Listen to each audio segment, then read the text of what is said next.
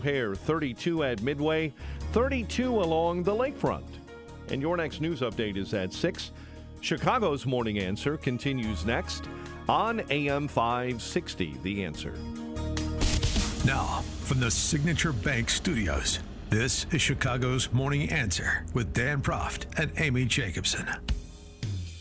If you're looking for the latest news, insight into what it means, and the sharpest opinion, there's only one station in Chicago where you can turn, and it's this one. We're AM 560, The Answer. Top of the morning, Dan and Amy talking about the big guys campaign kickoff at Valley Forge on Friday. All Jan 6, all the time. Existential threat to the Republic. Almost overthrew the federal government. They're aiming to do it again. Not he, they are. Trump and Trump voters is the argument that's been advanced. And think about this in the context of these ballot challenges to Trump, including the one here in Illinois. Yeah, what we rarely talked about. The mainstream media, local news didn't even talk about it once. They don't expect to win. Winning and removing Trump from the ballot in Colorado or Maine or Illinois is not the point. They're not going to win when the Supreme Court takes it up next month. The point is to make the political argument, to advance the gaslighting of people in this country just enough to pull the big guy across the finish line come November.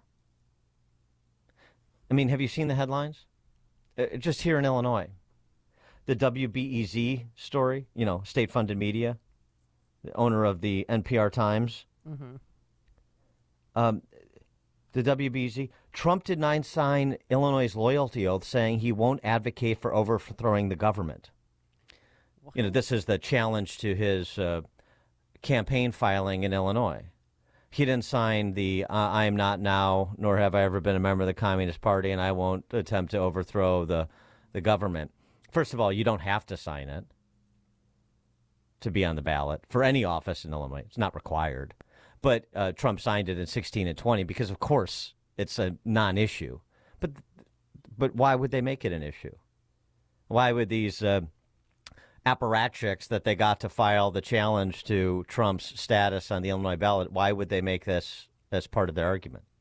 Because it is to pound and pound and pound into the brains of the identitarian addled.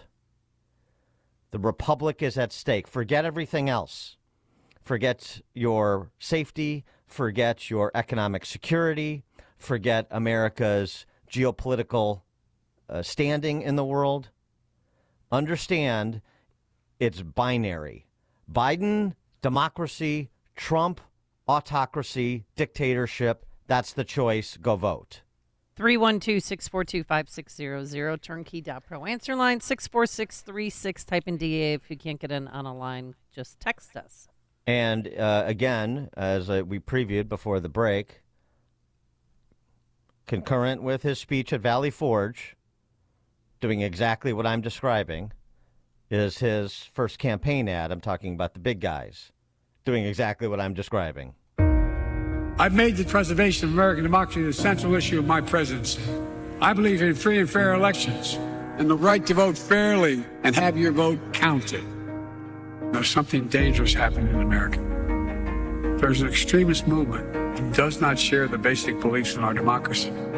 All of us are being asked right now, what will we do to maintain our democracy? History's watching. The world is watching. And most important, our children and grandchildren will hold us responsible. The Vice President and I have supported voting rights since day one of this administration, and I ask every American to join me in this cause. America is still a place of possibilities where the power resides with we, the people. That's our soul. We are the United States of America. There is nothing beyond our capacity when we act together. I'm Joe Biden, and I approve this message. Mm-hmm. Yes, abortion it will be an issue, and the Republicans have to address that among the offals in the suburban areas around metropolitan centers in swing states. But the overarching value proposition being driven is the one that you heard on Friday in Valley Forge that you just heard memorialized in that first ad. And that cannot go unresponded to. You can't just ignore it. You can't just wave it off. You need to make Republican Party, Trump, assuming he's the nominee, needs to make the argument. Everybody listening who is on board with restoring the republic, you need to make the arguments substantively and consistently over the next 11 months. You can't just wave it off. Full court press. And, this is not quite the same thing in terms of order of magnitude, but it's directionally the same. Obama was in this position in 2012. Right. Where his numbers were not as bad as Biden's. Right. But he was in the position where people had tired of him. His approval rating was upside down. We know from the polling 3 weeks before the 2012 election, he was losing. Yep, to Mitt Romney. But the entirety of his campaign was making this, vanilla corporate cardboard cutout into misogynistic man, like binders of women.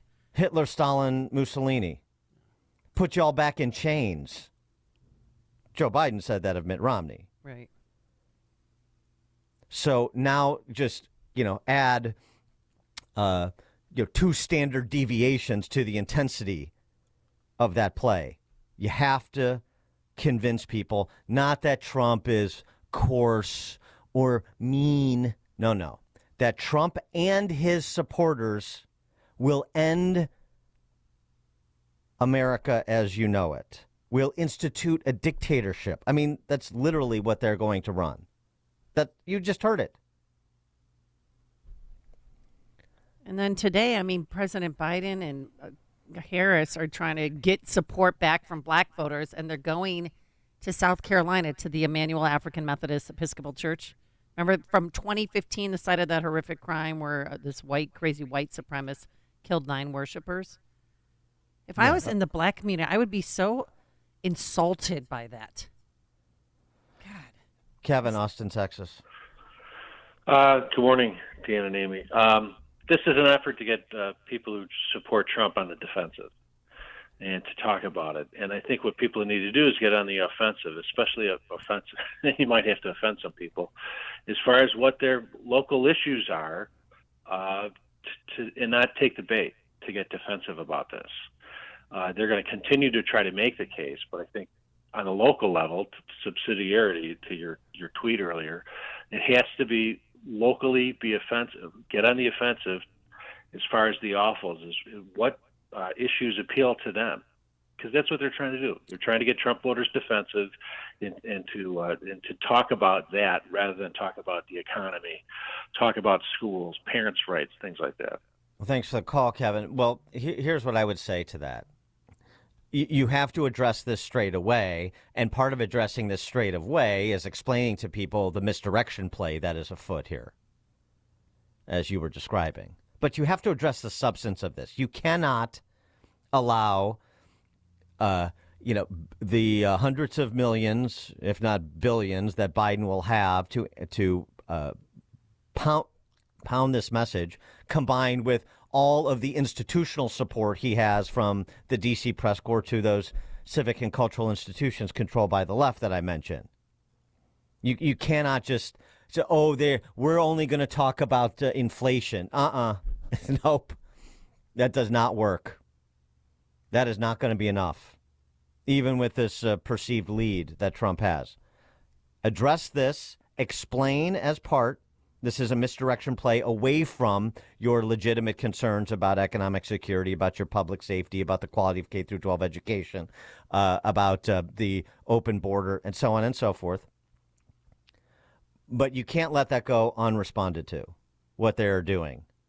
As we heard on Friday, as you're going to, certainly in the early caucus and primary states, the ads you're going to see, like the one we just played.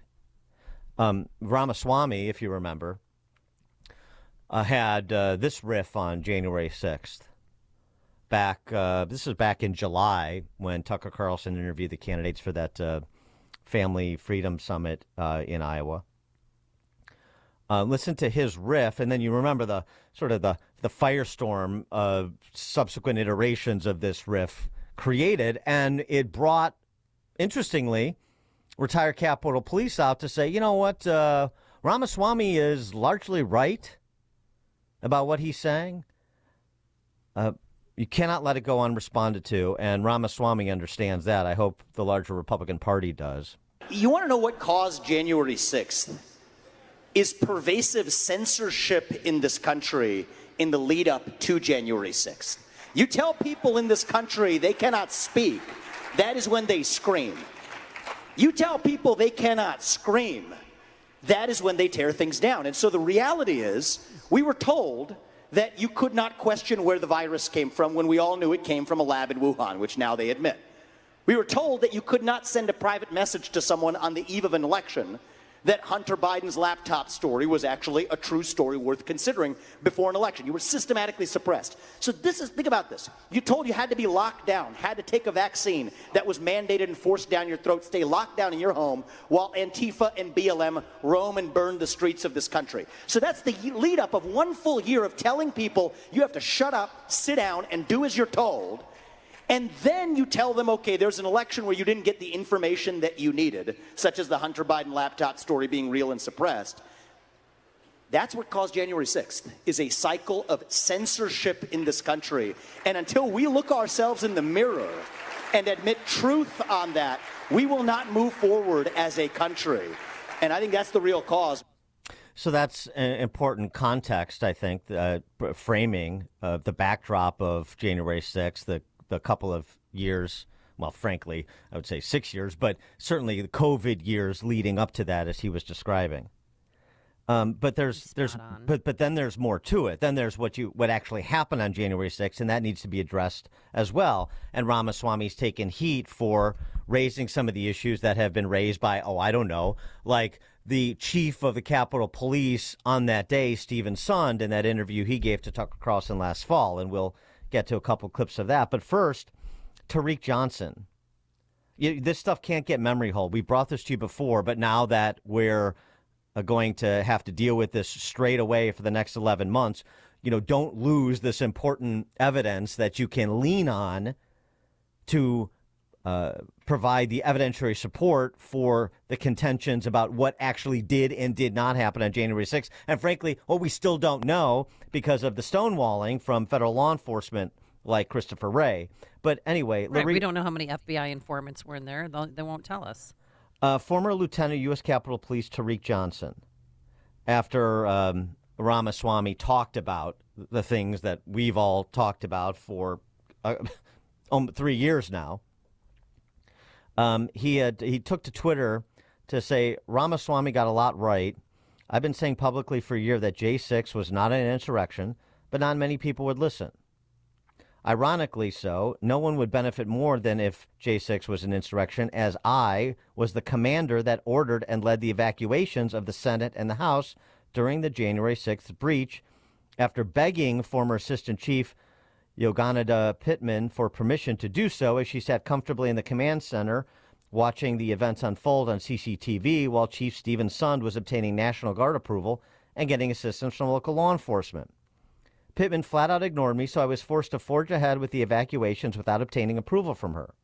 3 days later, I decided to call Senator Patrick Leahy of Vermont to report Pittman's malfeasance, and approximately an hour after I got off the phone with the senator, I was contacted by Capitol Police Internal Affairs, informed I was suspended. The suspension lasted 17 months, and I was under a gag order not to speak about the events of January 6th to the media until I separated from the department. I was also required to remain in my house Monday through Friday, 8 a.m. to 4 p.m., and unable to step off my property without notifying Capitol Police for fear of being disciplined up to and including termination during those 17 months. If presidential hopeful Ramaswamy would like more facts to disrupt the insurrection narrative, I will inbox his designated representative my personal phone number. This is something that was tweeted out on December 14th after the town hall where Ramaswamy went back and forth with that CNN news reader, whose name is escaping me, but it doesn't matter. They're all fungible. Caitlin Collins? No. The Abby Phillips. Abby Phillips. Oh. So anyway, so I mean, this is but this is sort of the resources that we need to lean on. We need to present. You need to present and say, well, what about Lieutenant Tariq Johnson? What about the Capitol Hill police chief on that day? They don't have anything to say. You know more than they do. I mean, the Stephen Sun talks about how unusual the whole thing was. The intel leading up to Jan 6, where Capitol police were not briefed. He talked about how unusual it is the feds didn't put on any threat assessment docs. The intel gathering that was done by Joint Chiefs of Staff Chairman General Milley, not shared. Denied the request for National Guard by the sergeants at arms in the House and Senate. I mean, all very weird. Here's a Sun, just some of what he had to say in that Tucker Carlson interview. Again, it needs to be refreshed and recalled and shared. 71 minutes. Where are we on the approval? Where are we in the approval? Just any minute now. Any minute. I'm going to get any minute. Finally, at 2:09, 71 minutes later, 2:09, I'm finally given approval. Think about that. 71 minutes later, I immediately call Mike Stinger, say we've got approval. I was so pissed off, I made sure that the watch commander, I'm in the command center, I yelled to John Wisham, the lieutenant, that's my watch commander. I said, John, mark the time as 2:10. I finally got approval for the National Guard. I was that mad. I beg, and he goes, well, I'm going to walk down the hall and we'll talk to the Secretary of Defense or whoever he's going to talk to. Right then I get notification. Oh, so I'm still on the call. We have the shooting of Ashley Babbitt. And I said, we have shots fired. I still remember yelling over the phone. We have shots fired on the University Capitol. Is that urgent enough for you now? Hang up the phone because now I got to start making my notifications. I got to call the Sergeant Arms saying, hey, we got what looks like maybe a confirmed shooting. Do you know when the National Guard finally arrived? 6 p.m. 6 p.m. they're sworn in on post. Do you know those National Guard, the 150 to 180 that are within eyesight of the Capitol, you know what they do with them? They put them in vehicles, drive them around the Capitol back to the D.C. Armory. You know where the D.C. Armory is. It's far away, yeah. Washington, Yes. White House is on one side, United States Capitol, D.C. Armory almost equidistant on the other RFK side. Stadium. Yeah, over by RFK Stadium. They drive them back then, and they send me in the evening troops. Not really. Can you frickin' believe it? No, that's real. That's real. And you know what else they do? While I'm begging for assistance, the Pentagon sending resources to generals' houses to protect their homes, but not me. So you begin to think, it seems a little conspiratorial. I can see where somebody, I'm not a conspiracy theorist, but I can see where people begin to go down that rabbit hole real quick. New Jersey State Police beat the National Guard to the Capitol, as Stephen Sund says in that interview. And there's so many more questions that surround that. But, I mean, again, so... the Democrats needed this. You want to impugn the integrity of your rank-and-file Trump voter or some guy blathering on the radio? Fine. Tell me how Stephen Sund is wrong. Tell me what you know that Stephen Sund doesn't. You know, the subscriber to the Biden agitprop around January 6th. It's got to be challenged. Jim in Sheboygan. Yeah, the scary thing for me is, like 2 weeks ago, the Rasmussen poll talked about 40% of the country thinks that the prosecution of Trump for all of these made-up crimes is justified. And that tells me that the Democrats only need to convince about 10% of the country to get Biden reelected. And that, to me, is scary. Thanks for the call, Jim. Bob, Buffalo Grove. Good morning, Dan and Amy. Thanks for getting to me. Question for you, Dan, and maybe Amy too. Have you seen the documentary or the video, A True Timeline? It's an hour-long video, and it takes you through the whole day in the timeline. And I watched it last week and got a whole new perspective on what took place. There's a lot of video in there that we have not seen, like the aftermath of the shooting of Ashley Babbitt, the protesters that died during the so-called insurrection. And again, no policemen were died during the insurrection. So I just wondered if you've seen this timeline. You're talking about the one that's posted at the Epoch Times? I think it might be Epoch. I got it through Twitter. Yeah, okay. Yeah, I've seen it. I think I've seen what you're describing. Thanks for the call, Bob. And by the way, since Ashley Babbitt has been mentioned, she just filed, or her family filed, a $30 million wrongful death civil suit. So we'll talk about that a little bit later in the show. We'll get to more on this with Julie Kelly when she joins us.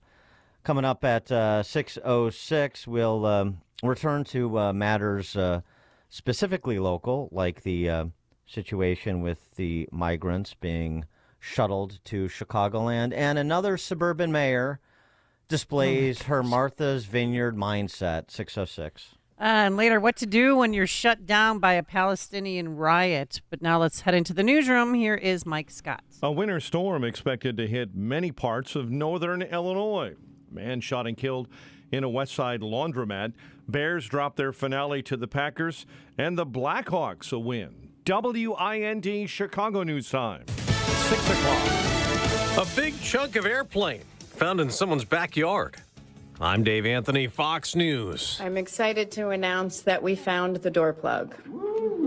Thank you, Bob. Bob is a school teacher in Portland, Oregon, and he alerted the National Transportation Safety Board. Chair Jennifer Hamady says the plane is still structurally sound, but that door plug that got blown out of an Alaska Airlines flight Friday after takeoff scared everybody on board. They were luckily all fine when the plane landed safely. Now, we're also learning that jet had already been restricted by Alaska Airlines from flying to Hawaii. Company apparently didn't want the plane over water because a warning light that may have signaled issues with pressurization had come on 3 previous times. Fox Business Network Cheryl Casoni. More than 100 other Boeing MAX 9 jets are grounded while they investigate what went wrong. Secretary of State Antony Blinken will arrive in Israel today after talks in other Middle East countries as the war keeps raging in Gaza. We have been intensely focused on working to prevent the conflict from spreading. Defense Secretary Lloyd Austin remains in a hospital. A stay that's caused controversy because he didn't tell anyone for days. Yeah, so this weekend, Secretary Austin, he stated that he takes full responsibility for the lack of information that has come out regarding his hospitalization. Why he's being treated, we still don't know, but that stay has indeed included time in the ICU. Fox's Alexandria Hoff reports it's said to be a complication from elective surgery. In Austin's absence Thursday, a drone strike was carried out in Iraq, but the main problem that Republicans see is that no one was at the helm and hardly anyone knew. Congressional leaders in both parties have worked out a tentative budget deal. If approved, it could avert a government shutdown this month.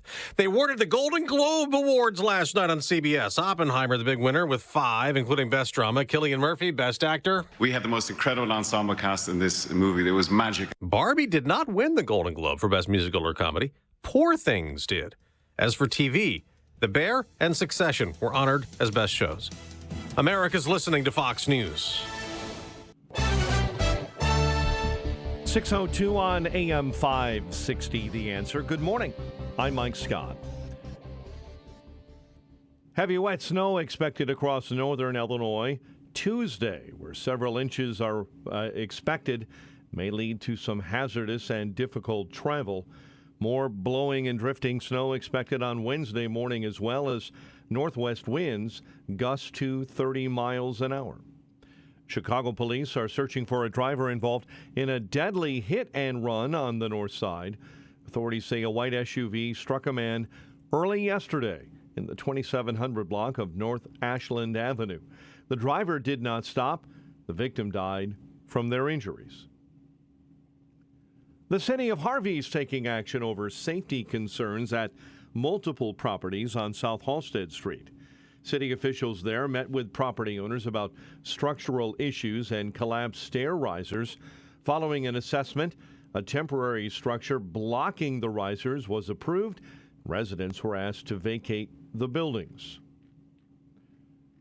President Biden's campaign is blasting former President Donald Trump for skipping an Illinois ballot access tradition.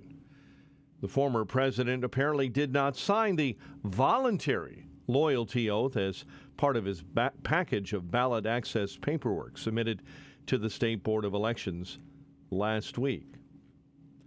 Illinois has been under some form of gubernatorial disaster proclamation for much of the past 4 years.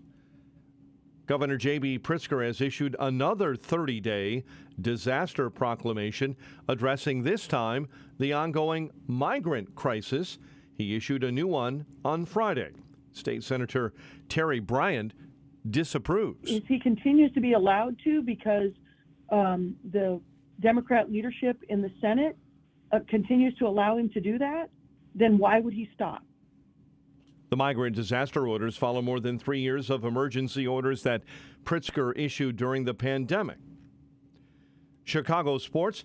Packers punched their ticket to the postseason following a 17-9 win over the Bears at Lambeau Field. New college football national champion will be crowned tonight in Houston.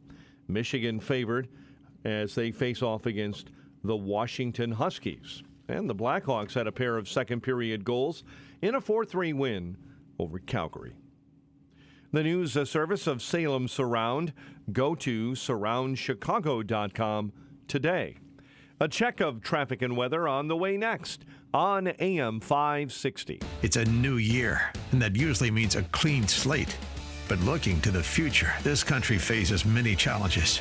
Oh yeah, there's that thing called an election this year. But don't worry, we'll be here to give you fresh, intelligent ideas to meet the challenges of the future.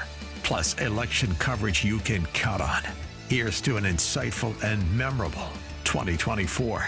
AM 560, The Answer. When you're in the market to buy or sell a home, commercial property, or even vacant land, let attorney Susan J. Kim step in. She's reliable, responsive, personable, and extremely thorough when helping you deal with an otherwise stressful transaction. Attorney Kim leads with her values and is committed to providing legal services with excellence. To contact Attorney Kim, visit sjkimlaw.com. That's sjkimlaw.com. Whether it's drafting agreements, negotiating contract terms, or closing on a property, Attorney Susan J. Kim can do it all. Over 10 years of experience and her wealth of knowledge tackling complicated legal negotiations and breaking them down into a smooth, easy-to-understand process is what she does best. So let attorney Susan J. Kim step in. To schedule your legal consultation today, visit sjkimlaw.com. That's sjkimlaw.com or call 847-906-3166. Susan J. Kim Attorney at Law is a state of Illinois licensed real estate attorney. The Fed is setting a digital dollar control trap. The new FedNow system might sound modern and convenient, but the truth is it's all about surveillance and control. Don't be fooled. Secure your assets right now with something Washington cannot manipulate. Hi, Stephen K. Bannon, former advisor to Donald Trump. And in these times of uncertainty, I believe the best way to defend your savings is to use tangible assets, which is why I recommend a physical gold IRA from Birch Gold Group, because gold has a 5,000-year track record as the ultimate guardian of wealth. To find out more, get your free info kit on gold IRAs from Birch Gold Group by texting the word PROTECT to 989898. Birch Gold is the only gold company I trust, so text PROTECT to the number 989898. Text PROTECT to 989898 to get your free info kit on gold IRAs. There's no obligation or purchase required. Message and data rates may apply. My brother was here with his wife, and I said, listen, take the rest of these 2 bottles. And my brother's like, well, and I said, no, there's nothing to think about. Just get it, order it, get it on auto ship. And in the first couple months, you may not thank me and go, I don't feel anything. But I said, but about that 3rd month, it starts kicking in. I mean, I'm singing, I'm doing dishes. I love it. Absolutely love, love, love it. Step into the new year with a new you. Start your journey to better health by going to balanceofnature.com and signing up as a new preferred customer to get 35% off your first order, plus a free fiber and spice supplement with free shipping and our money-back guarantee. Go to balanceofnature.com or call 1-800-246-8751 and get this exclusive holiday offer by using discount code CHICAGO. 6:08. Let's get the update on the roads. Team Hochberg Traffic Center time. We will start in the Gold Coast on Chicago's north side. Eastbound Oak between State and Rush completely shut down. due to an investigation where an officer of the Chicago Police Department and another person were shot earlier this morning. That investigation continues. Meantime, Bishop Ford, you've got stop-and-go traffic already this morning between 111th and Michigan. Dan Ryan Express already building inbound between Pershing and the Stevenson. Stop-and-go traffic on the outbound Kennedy due to an accident between Montrose and Lawrence. Chicago's Morning Answer continues next. AM 560 Weather Center forecast from the QC Kinetics Weather Center. Here's Steve Williams. A winter weather advisory in effect this evening. Cloudy day today, the high 37. Snow tonight from late evening on, 1 to 3 inches, low 34. A mix of rain and snow tomorrow, 1 to 2 inches. The high tomorrow afternoon, 36. I'm Steve Williams on AM 560, The Answer. 31 at O'Hare, 33 at Midway, 28 in Aurora. Right now, 31 in Wheeling and 31 along Chicago's lakefront. Your next news update is at 6:30. Chicago's Morning Answer continues next on AM 560, The Answer. Now, from the Signature Bank Studios, this is Chicago's Morning Answer with Dan Proft and Amy Jacobson on AM 560, The Answer.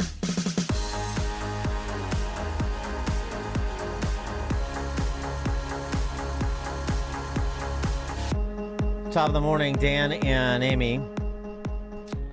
I tweeted out earlier, Kevin from Austin, Texas, mentioned it last hour and referenced it last hour when we took his call. It's interesting to watch this play out in the suburbs, talking about the situation with migrants being transported here by planes, trains, and automobiles, because it's to municipal government what COVID was to school board governance, right? Oh. The municipal electeds, like with dealing with migrants, like school board making decisions, school board electeds making decisions during COVID. And it's one of those discussions about local government. Remember what mattered during COVID? Your local officials and the executive of the state, and not much in between. Well, what matters with respect to the migrants? It's about the same thing. Exactly. Good point. 312-642-5600. Turnkey.pro answer line. You can also reach us on our text line, 64636. Type in DA, then a quick comment. But here's the thing. The genius of subsidiarity, power closest to the people, it only works if the people are paying attention to what the local powers do. And so we bring you Western Springs Village President Heidi Rudolph. Heidi Rudolph is a full-on identitarian. She looks like Jim Durkin with longer hair. Maybe it is Jim Durkin. Maybe he transitioned. I have no idea. Stop it. All right, I'm going to look her up and see if you're right. She was one of those who sported in front of her house as well as on social media signage. In this house, we believe no human is illegal. Love is love. Science is real. Science is real. Women's rights are human rights. Black Lives Matter. Blah, blah, blah. Yeah. And is she practicing what she preaches, Dan? Well, as Western Springs was receiving migrants, she made this statement. Should buses of migrants arrive in Western Springs, we are prepared to support their efforts to safely and efficiently board Chicago-bound trains. Such a valiant statement. No plans to restrict the ability of migrants to pass through Western Springs, she said.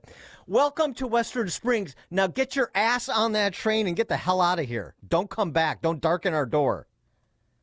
312-642-5600, turnkey.pro answer line. 64636DA, turnkey.pro text line. What? Heidi, why can't they stay? What? I mean, here we go again. Oak Park is sending out eviction notices, and these other leafy suburbs full of all of the enlightened awfuls, the angry white leftist females like Miss Rudolph. What? I don't I saw the sign. I understand the politics. What I don't understand is the lack of follow-through. Western Springs, you have all these high net worth dunces who elected this high society hypocrite, and they can't cobble together an action plan to provide safe harbor to migrants in this country because, again, no human being can be illegal. So by Heidi Rudolph's own philosophy, somebody that's here from China or Russia or South or Central America, they have as much right to be in Western Springs. Forget federal immigration law. They have as much right to be in Western Springs as Heidi Rudolph does, don't they? Why not? Where's the welcoming committee? How does Heidi Rudolph get elected in Western Springs? And then she doesn't practice what she preaches. I mean, Glen Ellen, did you see what happened there Friday night? 12:30 a.m., they dropped off 40 migrants. Some had a T-shirt on. Everybody had a thin white blanket. And they were left out in the cold for hours. And then Glen Ellen police made the bus come back so that they could sit on there and stay warm until the first train arrived at 5 a.m. to take them downtown. Where's the welcoming people there? I mean, people are suffering in your community. Why don't you open your... You go with your... If you have a minivan, bring that there. Let them sit in there and stay warm until a train comes. It is the same story in all of these suburbs that have... These wealthy suburbs that are run by Chardonnay Antifa. And my question is, what are the people who haven't completely lost their minds and still live in these communities? Because I know some of them, of course. We all do. What are you going to do about it? What are you going to do about Heidi Rudolph? Anything? Anybody going to call her out? This is interesting, too, of course, because it speaks to the complete fallacy under which the vestigial Republican Party operates and has for a long time in Illinois. Heidi Rudolph, an executive with C.B. Richard Ellis. She's previously worked in operations consulting for other Fortune 500 companies like Sara Lee. Executive with C.B. Richard Ellis. Oh, yeah. The North Shore, the wealthy enclaves in the western burbs and southwestern burbs. They're capitalists, don't you know? No, they're not. They're materialists. What did I explain last week? The politics of the Heidi Rudolphs of the world are designed to accomplish one thing: to protect their status, their prestige, and their income. That's it. That's what these new Marxists are about. Oh, I can talk to her. She's reasonable. She's a successful executive. She's well educated. We can have a conversation. No, you can't. Nope. You can issue a challenge. You can get your act together and try to take your community back from the Heidi Rudolphs. But do you think you're going to reason with people like this? You don't even understand what their mind's eye is. You think that all of their sloganeering in front of their house and on social media, they have a good heart. They mean well. No, they don't. This is a smokescreen. These are the new Marxists. And they've overrun all of these suburban communities. Have you noticed or no? But you're going to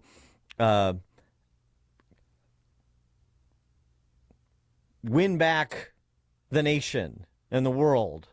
We're going to take out the World Health Organization and the UN and so on and so forth. But I'm completely powerless to deal with the local offals in Glen Ellen and Western Springs and Hinsdale and River Forest and Oak Park and Wilmette. How does that make sense?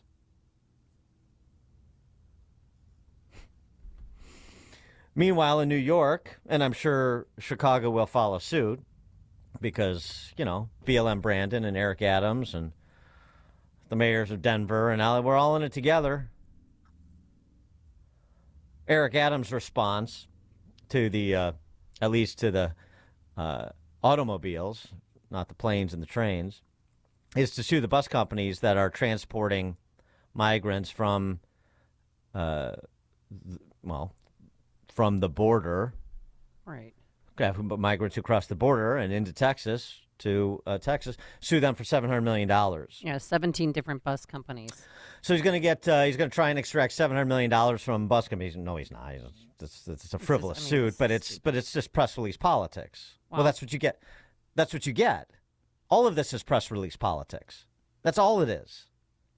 Well, our mayor was on with Al Sharpton last night talking about that. Are you going to do it too? Well, look, you're absolutely right about the intentions of Governor Abbott. He is attacking democratically ran cities, and particularly cities that are being led by black leaders or leaders of color. This is unconscionable, and it's a very raggedy approach. And quite frankly, not only is it reckless and raggedy, but it is evil-spirited. Mm-hmm. Press release politics, scapegoats, and... They're doing it because we're black. Because me and Mayor Adams were black. That's why they're doing it. Just the same conversation we had on J6. Scapegoats and mascots. Mm-hmm. And black mayors are their own mascots. Like BLM Brandon, these identitarian hacks. Mm-hmm. Yeah. $700 million from press release politics. It's all press release politics, just like the signage in the yards and the posts on social media. It's all press release politics. First of all, they're not upset about the migrants here. They're not upset by the migrants in the burbs, certainly. They're not upset by any of this. It is all resources being it's the opportunity for a shakedown. Shake down the state, shake down the federal government. That's what these people are. They're race hustlers. They're shakedown artists in the Jesse Jackson Sr. tradition. They know an opportunity when they see it. File suit. Criticize in quotation marks President Biden. Send us more cash. Go to Hochul if you're Adams. Go to Jelly Belly if you're BLM Brandon. And why not? Go to D.C. They've tried that. Mayor Adams gone there 3 times begging on his knees for federal funds. Well, that's just all performative. This is what I just said. Go to tin your tin can to Biden, all of the above, and continue to encourage the flow. Greg Abbott responding to Adams and the lawsuit. The mayor sued the wrong party. If the mayor really is trying to cut down on the number of illegal immigrants coming into New York, he needs to be suing Joe Biden, not these bus companies, because it's Joe Biden and Joe Biden's policies that's causing the massive multi-million influx into the United States that leads to many of them wanting to go to New York. The third thing I will tell you, and that is the lawsuit is completely legally baseless, and the mayor's going to lose very badly for this very specific reason, and that is everybody who is bused to or planed to New York is already authorized by the Biden administration to be within the United States legally. And because of that, that means that they have the legal right to travel wherever they want in the United States. And the lawsuit by the mayor violates the United States Constitutions in several respects. And the mayor is going to lose and lose badly. And I hope he is forced to pay the legal fees for the cost of anybody having to defend against that lawsuit. That's fine. I mean, the city will pay legal fees.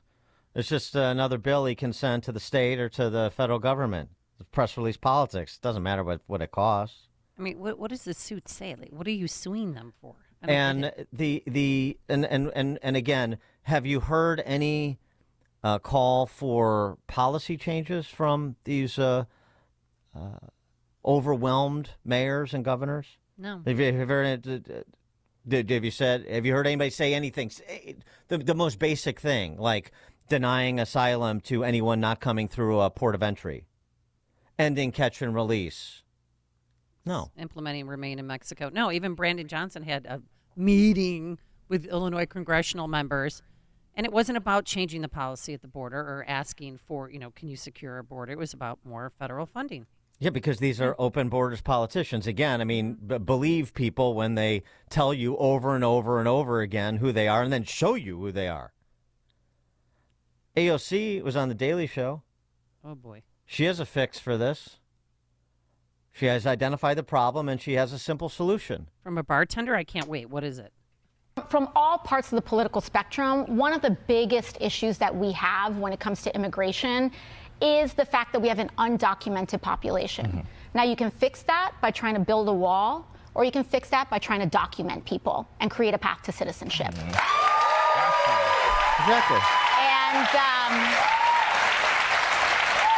The problem is people coming here with no documents, so just dummy up some documents and then call them a U.S. citizen. That'll Simple. make everything better, right? Yeah, but that's the a philosophy. That's no. You think it's a joke? No, I mean, she's a joke. I get it, and people think that that's just like ridiculous. That's what they believe. She's not kidding, and neither is Heidi Rudolph, and all of those who elected her in Western Springs. They're not kidding either. Oh, they have advanced degrees in the humanities or some such thing, and they made some money, and they bought a 7-figure house in Western Springs. You think they're different than AOC? You think Heidi Rudolph is? She's telling you she's not. NIMBY, not here, obviously. The Martha's Vineyard, move on. But, I mean, in terms of where she is and the policies she promotes from her little perch, she's an Obama, Schakowsky, Marie Newman donor, the mayor of Western Springs. I mean, Obama, Schakowsky, and Marie Newman. Okay? Say no more, my friend. Well, it's just astounding how little people know about where they live. How little people care about what's going on, where they live, where their kids go to school until there is a moment. And from our conversation last week, how many people are challenging their neighbors?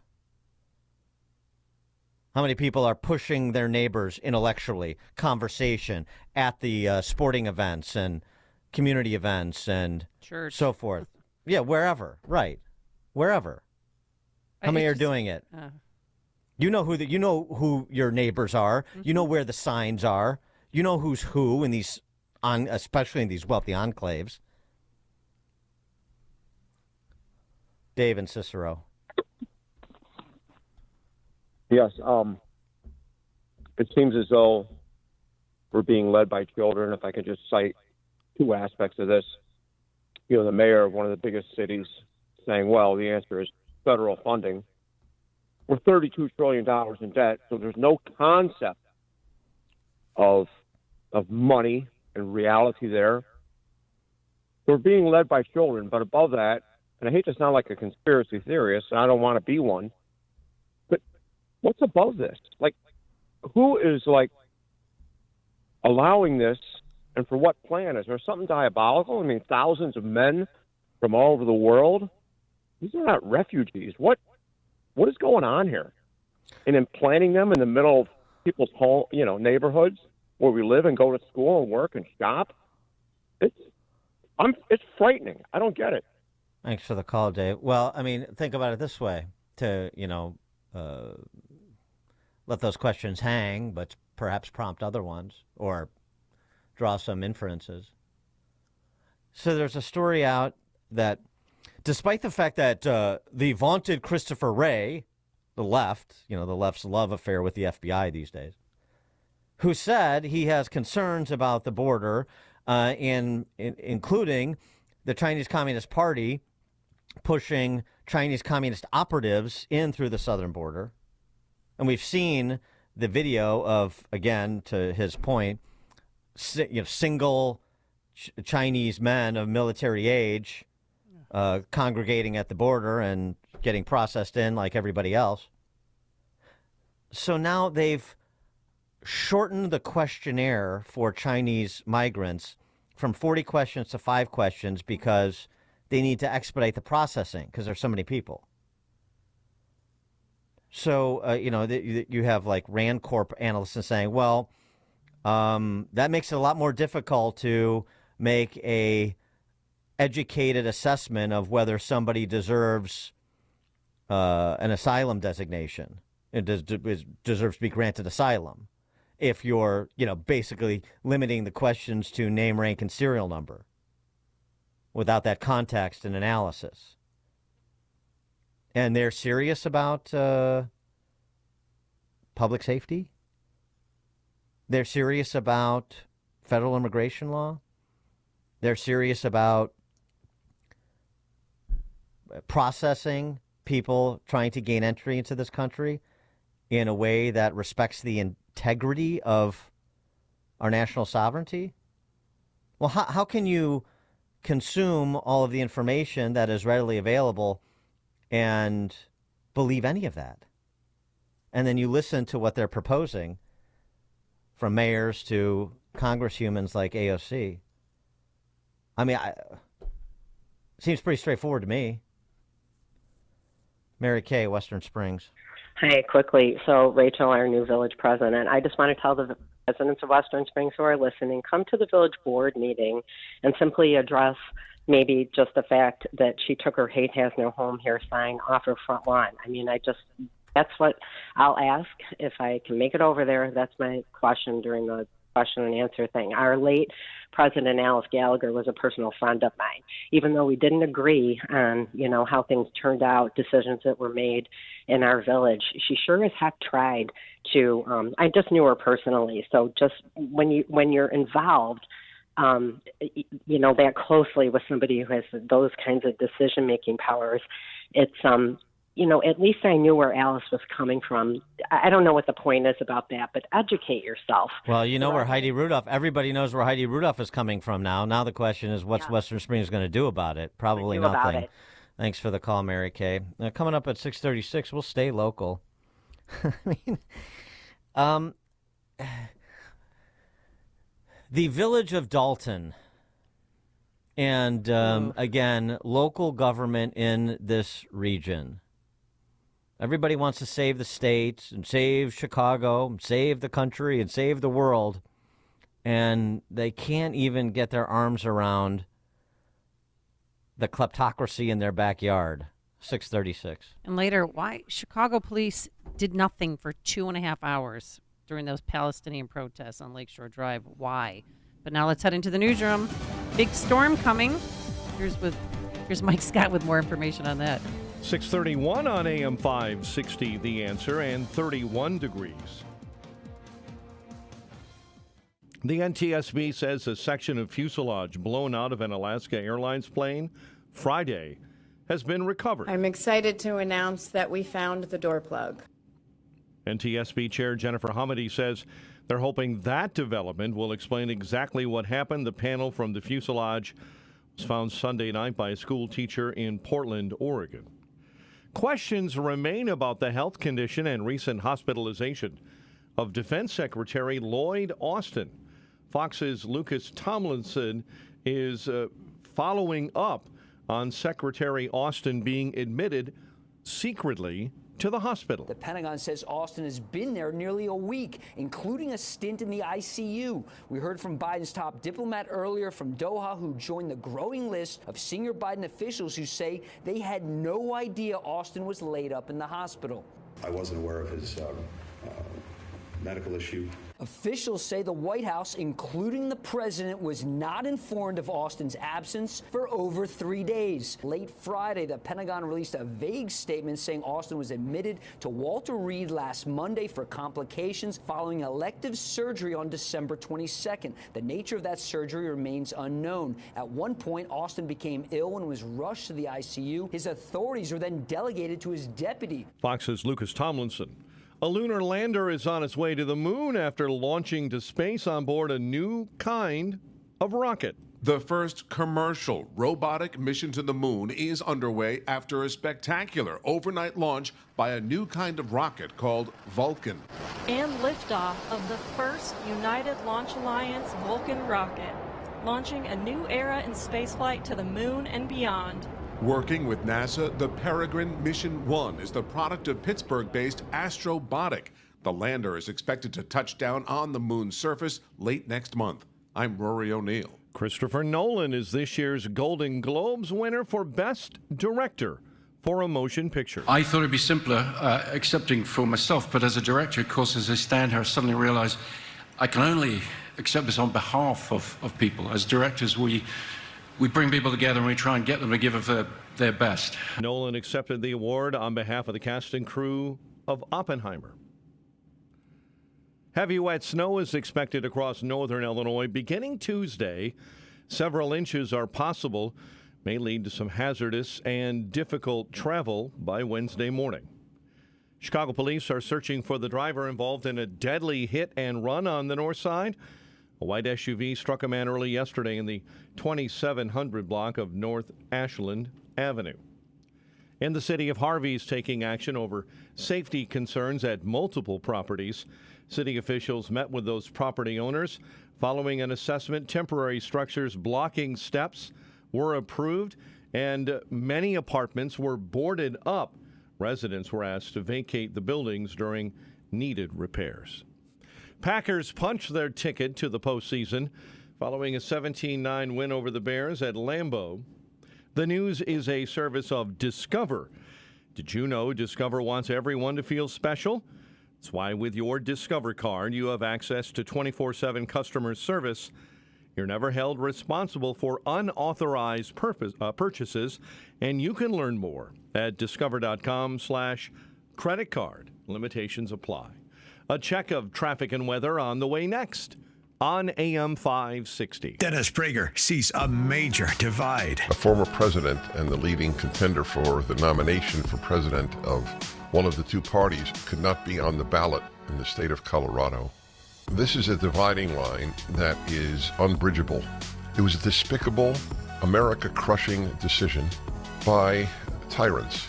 They're just tyrants. The Dennis Prager Show, weekdays at 11, right before Charlie Kirk at 1 on AM 560. The Answer. When you're looking to make your business bulletproof, what comes to mind? Trustworthiness? Accuracy? Truthiness? Well, that's not even a real word. In today's competitive business landscape, considerations like trust, attention to service, accuracy, and knowledge are critical. So is cost, and finding the right balance is important, especially where your business insurance, employee benefits, and executive compensation needs are concerned. For bulletproofing your business, remember DSP Insurance Services. DSP is family-owned and has provided comprehensive risk management solutions and strategic excellence across industries for over 40 years. Business owners continue to partner with DSP because they offer the robust services of a national broker, yet a personal touch that is harder than ever to find these days. Contact DSP Insurance Services for a business and risk audit today. Visit online at dspmybusiness.com. That's dspmybusiness.com.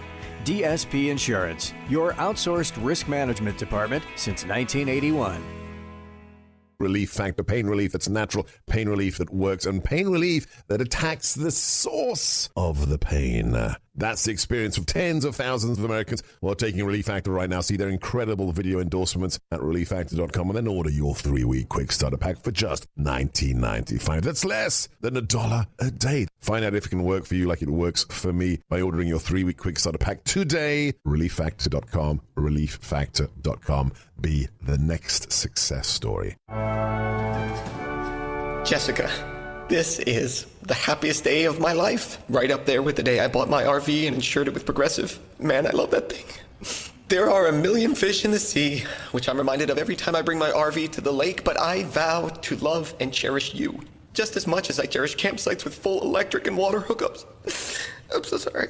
Protect your beloved with an RV policy from Progressive. Take as little as 4 minutes to see what you could save at Progressive.com. Progressive Casualty Insurance Company and Affiliates. Staples stores provide innovative products and services for small business, remote workers and learners, even teachers and parents. Explore more at your local Staples store. 6:38, let's get an update on the roads. Team Hochberg Traffic Center time.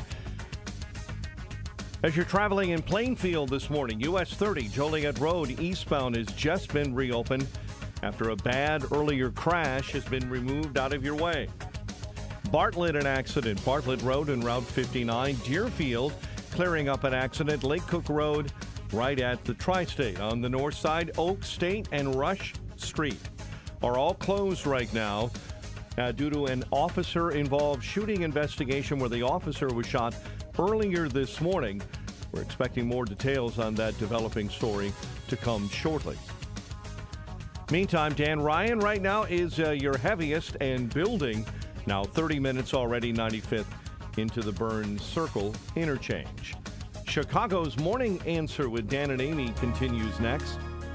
AM 560 Weather Center forecast from the QC Kinetics Weather Center.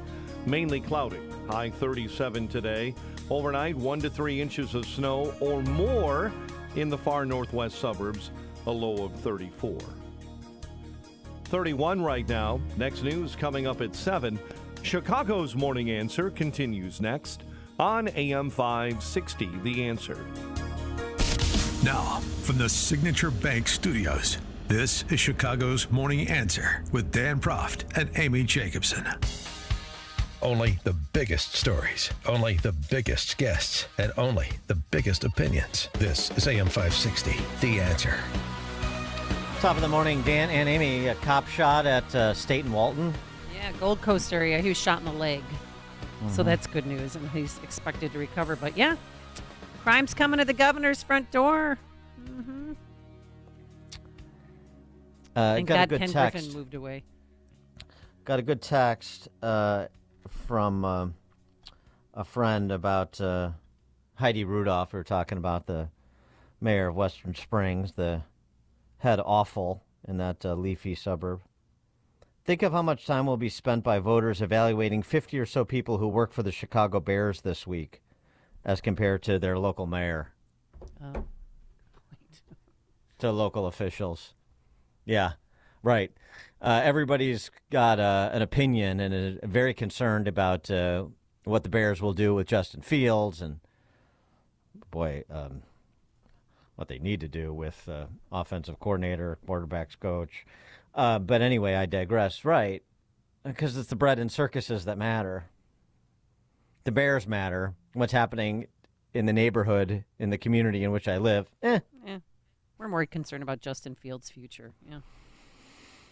Justin Fields is going to be all right, no matter what happens. Exactly. He'll be fine. He's either going to get a payday with the Bears or he's going to get a payday somewhere else. Don't worry about Justin Fields. He will be fine.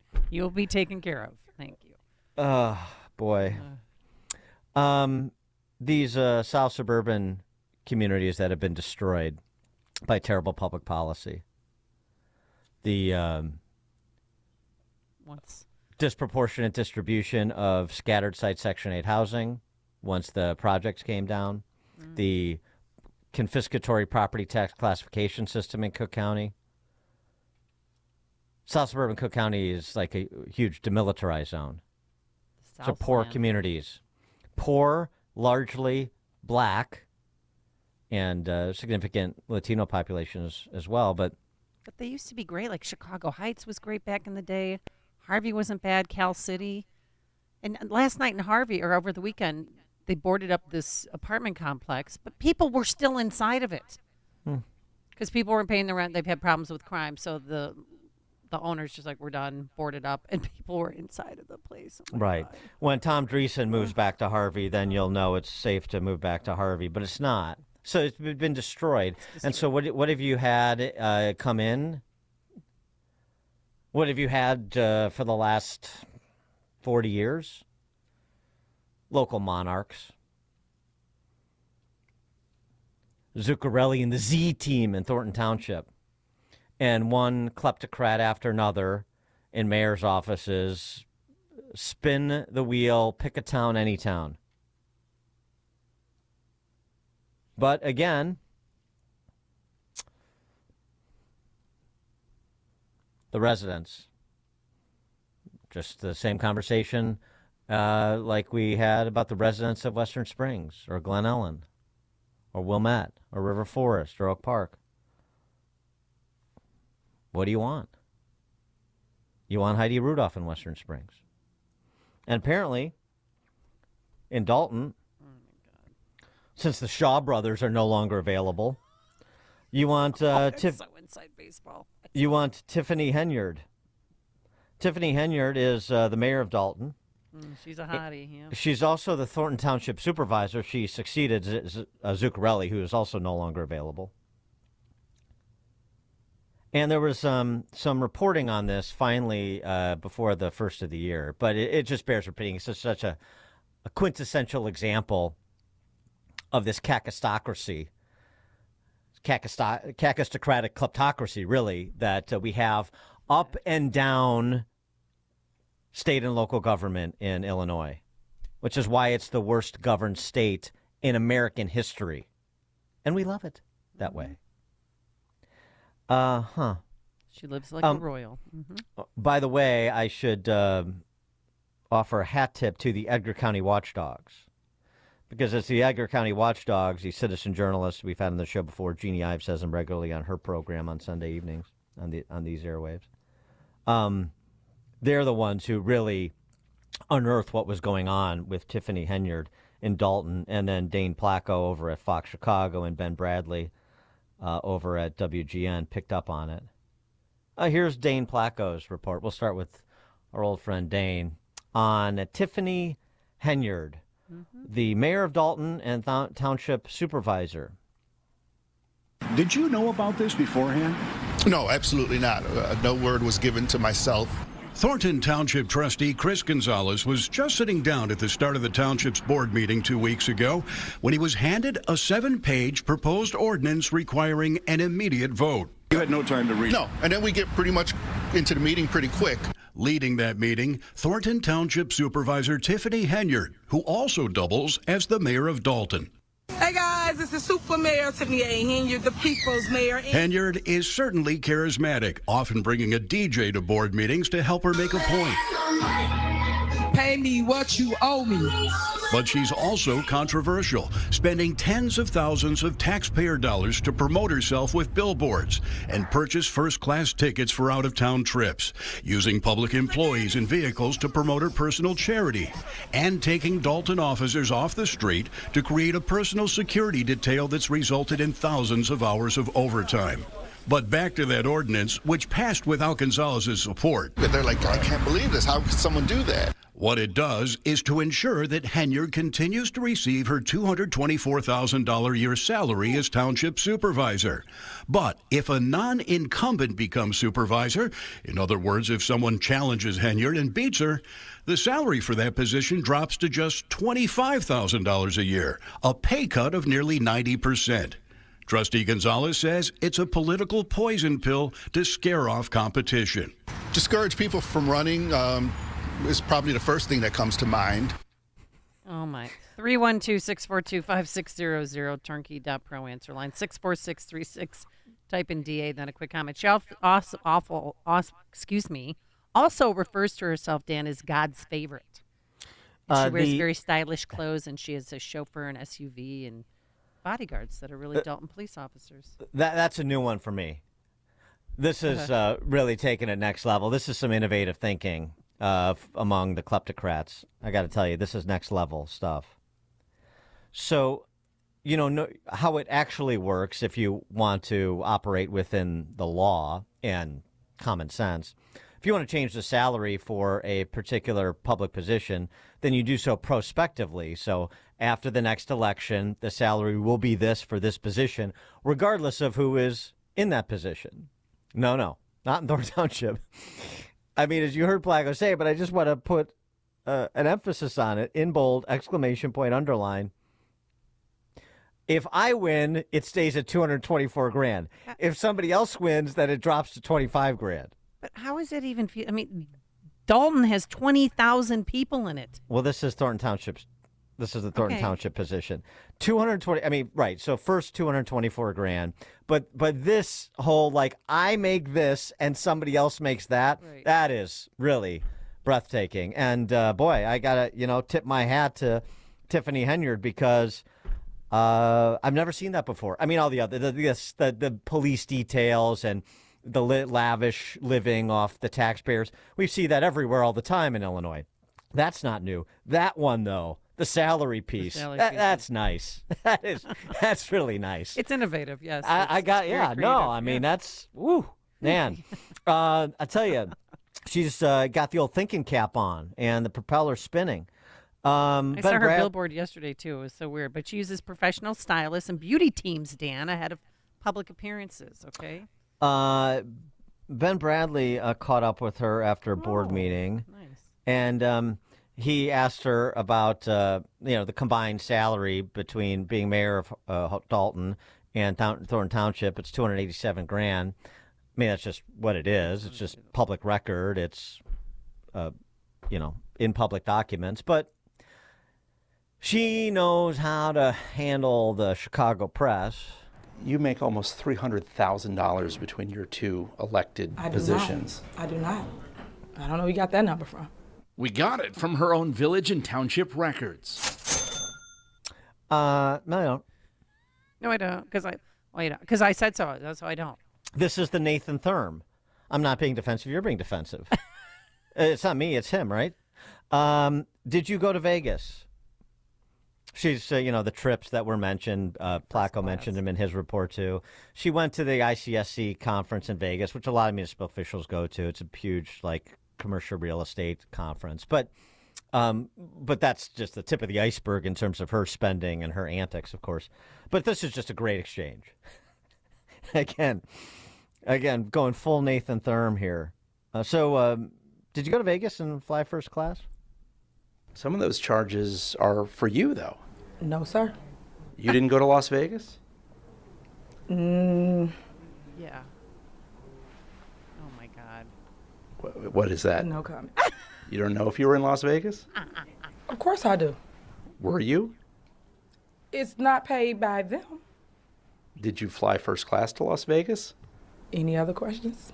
Actually, yes. The credit card records do shed some light on tax dollars spent at several restaurants near the Strip, including Cafe Hollywood and Hot and Juicy Crawfish. All right. Any other questions? So you're not going to answer how taxpayer dollars are being spent? That seems odd. I just answered it. What do you mean? I just answered your questions. You said you wouldn't answer about Las Vegas. You asked me a question and I responded. So any other questions you may have? Mm-hmm. Just one more from Tiffany Henyer, because she's a treat. When she's not possibly in Las Vegas, we don't know, although of course we do. Yeah. Were got you in some Vegas? onions, man. Were you? What do you mean? I love wonderful boy. I mean, that's somebody who really knows how to manipulate the Chicago press corps. Not that it'll matter. She does music videos. I assume also paid by taxpayers, because there's all sorts of taxpayer property featured in the videos. This is entitled Dalton on the Move, where she and apparently other municipal officials are lip syncing the song of a gospel artist. Take a listen. Sing along with me, okay? Let's do You really have to see it to appreciate it. But woke up this morning, got up out of my bed. R. Kelly. This is what I said. Thank you, Lord, for another day and all the blessings that you sent my way. I could have been dead, sleeping in my grave, but you told death, get back and behave. Another blessing. Another blessing. Ooh-wee. Another blessing. Ooh-wee. Another blessing. yeah, check it out. You can check it out on tweet it YouTube. out, Yeah. That was not R. Kelly, by the way. No, I know. It just sounds like it, though, doesn't it? I think Melvin Williams would take exception to that. But they're dancing in front of snowplow. They're having a good Yeah. time. They're walking through city buildings. And, I'm Tiffany Hayter. Dalton is on the move. To where? Bankruptcy. James in Westmont, you're on Chicago's Morning Answer. Oh, I've been following this for a while, actually. There's a YouTuber, Nate the Lawyer, who's been doing deep dives in this, too. Yeah, I saw that. She was arrested something like 5 years ago for stealing a car, I believe. I haven't seen that allegation, but... Yeah, he's the one who found it. So, like, I want to say it was somewhere on the south side, but yeah, she was arrested for card theft. So. Well, she also hired a child gang rapist, according to the Daily Mail. Yes. Yeah, that's right. That's right. So that's, But her billboards, they're all over. You drive down I-94 heading to Indiana. By the way, I believe the hiring of the convicted child rapist, right? Yes. I believe that's what prompted her chief of staff to resign. Her chief of staff, another black female, by the way, also had some choice words for her. But again, his name's his name's Lavelle Redmond, and I don't care what the child rapist name is. This is all about Tiffany Henyard. She hired him. Right. He kidnapped and sexually assaulted 2 girls ages 13 and 14. Right. And she recently posted on Instagram a beautiful, she just looked like a glamour shot, declaring that she's going to be will be Dalton's mayor. All right. No need to have an election there then. That's a money saver. Dictatorship. Yeah, you're right, Dan. You could save on funds. Yeah. George in Naperville. Yeah, Dan, give the lady her space. What happens in Vegas stays in Vegas. George, we don't know if she was in Vegas. She won't tell us. Yeah. Paul and Carrie. Hey, guys. I don't think I listen all the time, and I don't think the Republicans have had an epiphany as to the failed policies and so forth across Illinois and with the Biden administration. It's just that these people like Tiffany, they're on the dole. As long as I get mine, I'm fine with it. And these same people will leave states like Illinois when they get their pensions, when they retire, and they'll go move in next door to us deplorables. Isn't that strange how that happens? Once they get there, it's just... Well, that's why we face what we're facing. And people like when Trump runs, when you got half the population working for the public sector, it's not just the breadwinner, the parent that's bringing home that money. It's the nuclear family that's dependent on the father or the mother that works in the public sector. They vote in line and in step. This is what we're up against. And that's why they just keep on growing. The government grows and grows and grows.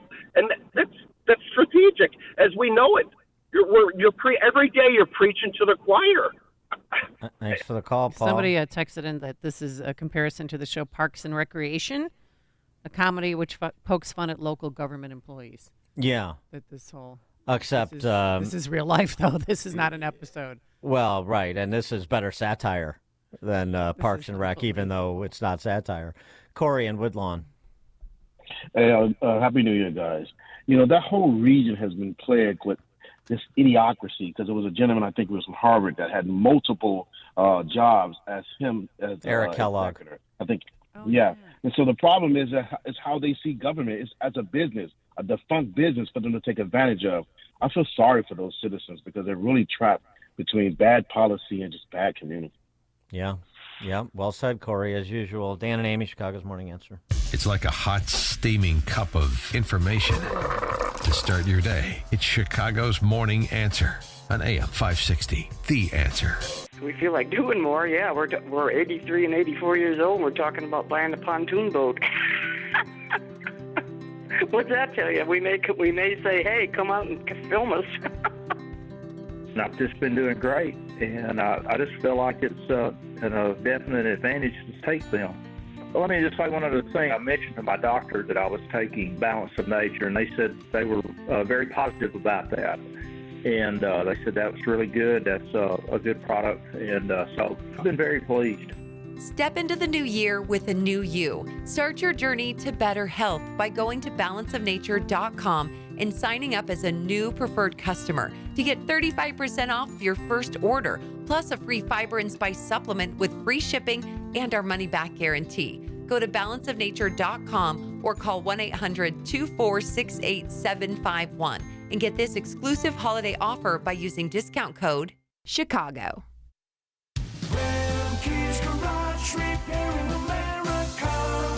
Cooler weather is here. Is your vehicle ready for the winter? Remke's Garage, your diesel engine and transmission specialist, can inspect your vehicle so you won't end up on the side of the road. Take it to the experts. Take it to Remke's Garage. The shop at Remke's Garage is equipped with state-of-the-art diagnostic equipment and highly trained technicians. When was the last time you changed your filters, checked your batteries, inspected your tires, belts and hoses, or flushed your coolant? Be prepared. Bring your Mercedes Sprinter, Ford Power Stroke, Dodge Cummins, Chevy Duramax, or Isuzu diesel truck to Remke's Garage and have your tires inspected as well. Ask about the fleet-worthy commercial-grade Toyo Celsius Cargo all-weather tire. The premier tire to accommodate the rainy, icy, snowy, and cold weather we encounter here in the Chicagoland area.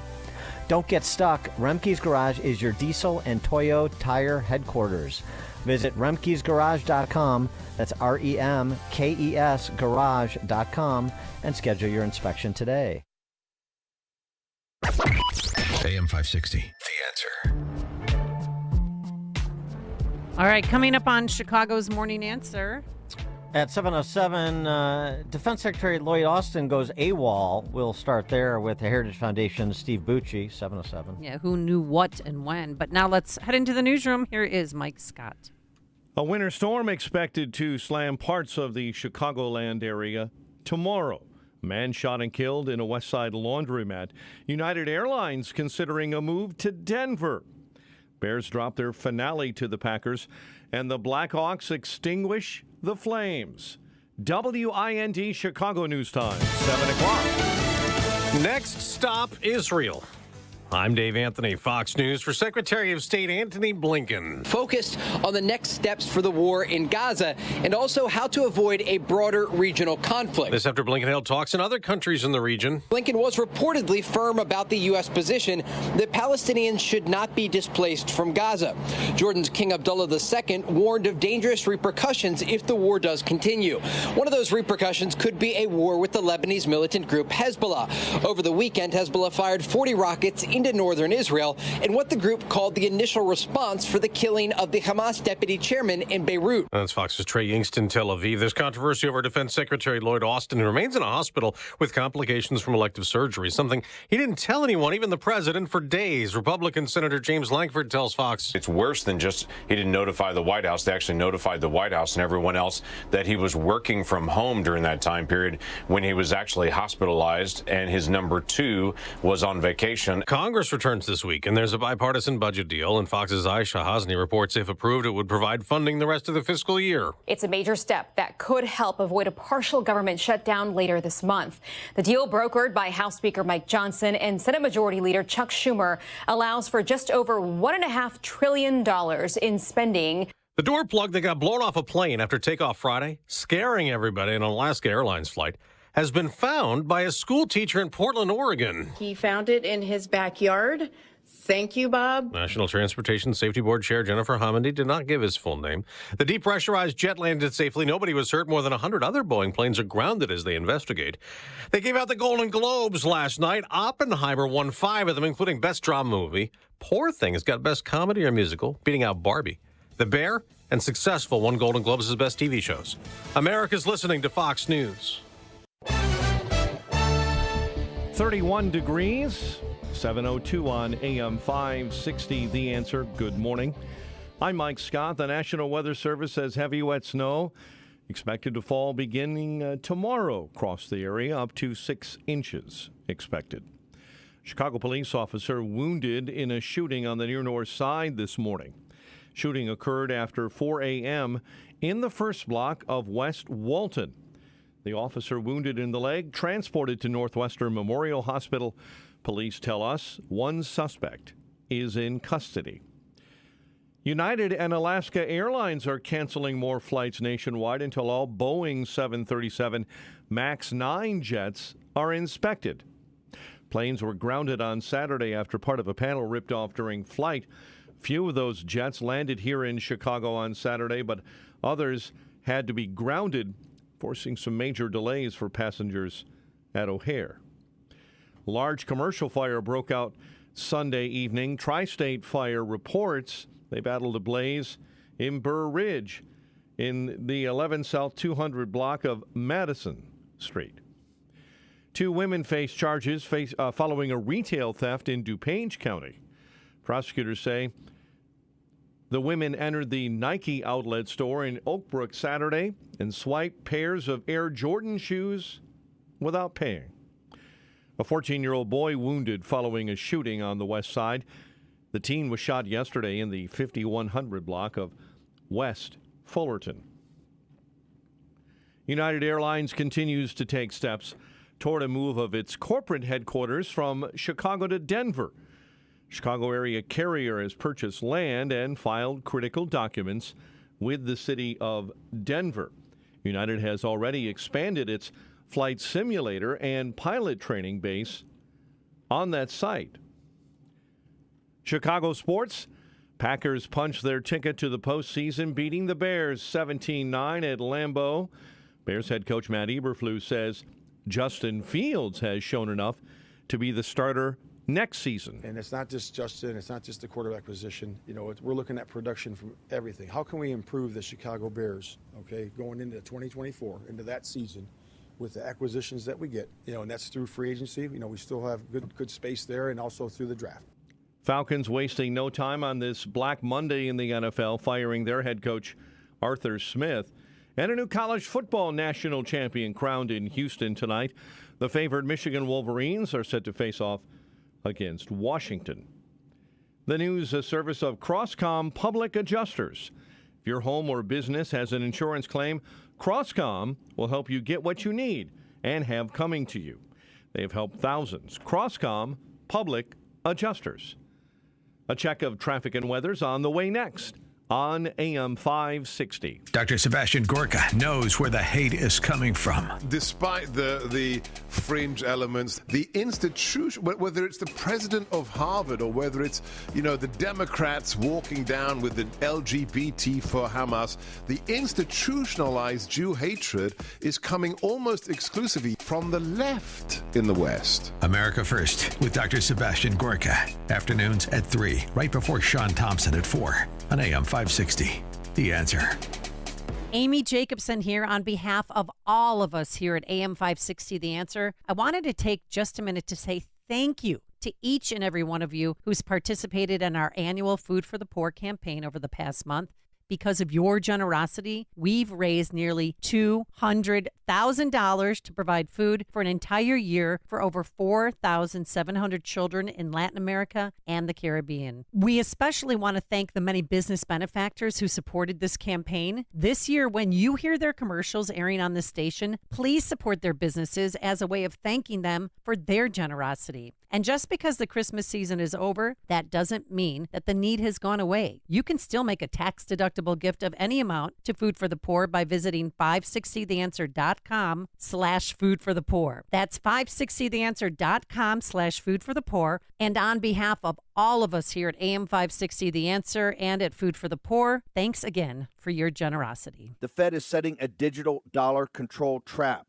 The new FedNow system might sound modern and convenient, but the truth is it's all about surveillance and control. Don't be fooled. Secure your assets right now with something Washington cannot manipulate.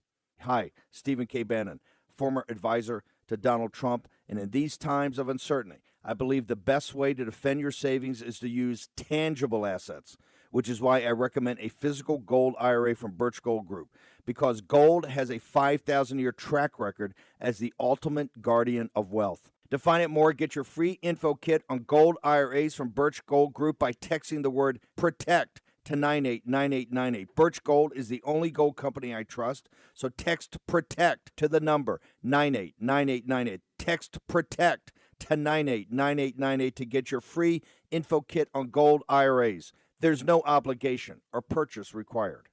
Message and data rates may apply. We feel like doing more. Yeah, we're 83 and 84 years old, and we're talking about buying a pontoon boat. What's that tell you? We may say, hey, come out and film us. I've just been doing great, and I just feel like it's a definite advantage to take them. Well, let me just say one other thing. I mentioned to my doctor that I was taking Balance of Nature, and they said they were very positive about that. And they said that was really good. That's a good product. And so I've been very pleased. Step into the new year with a new you. Start your journey to better health by going to balanceofnature.com and signing up as a new preferred customer to get 35% off your first order, plus a free fiber and spice supplement with free shipping and our money-back guarantee. Go to balanceofnature.com or call 1-800-246-8751 and get this exclusive holiday offer by using discount code CHICAGO.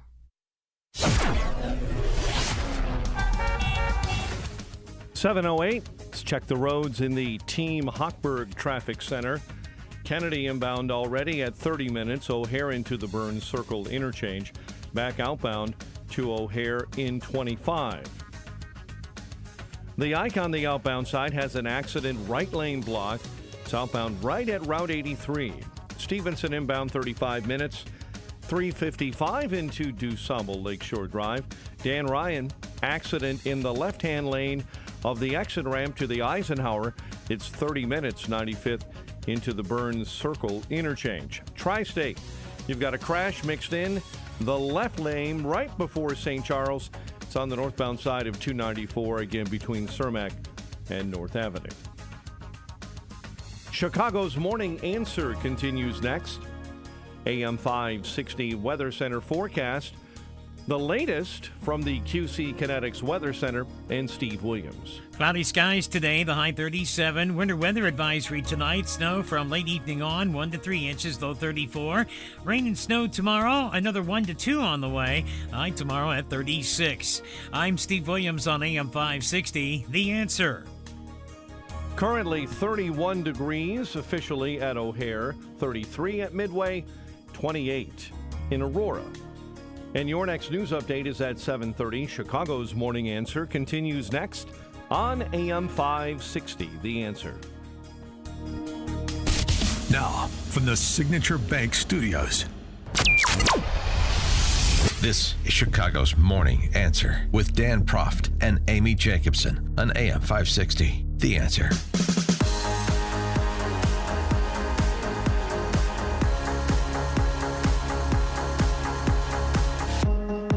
Top of the morning, Dan and Amy. Anybody seen SecDef Austin? General Austin? Anybody seen General Austin around? General Austin, who is Secretary of Defense, went AWOL unbeknownst to the president and senior staff at the White House. The report is he went to have elective surgery and there were some complications. And nobody knew that except him and whoever constitutes his inner circle at the Pentagon. Well, that's kind of a problem. Yeah, shouldn't the president know and Anthony Blinken know and maybe congressional members know? I don't know. We're in two wars. And they said, his undersecretary was ready to, fill in on a temporary basis, but she was vacationing in Puerto Rico at the time.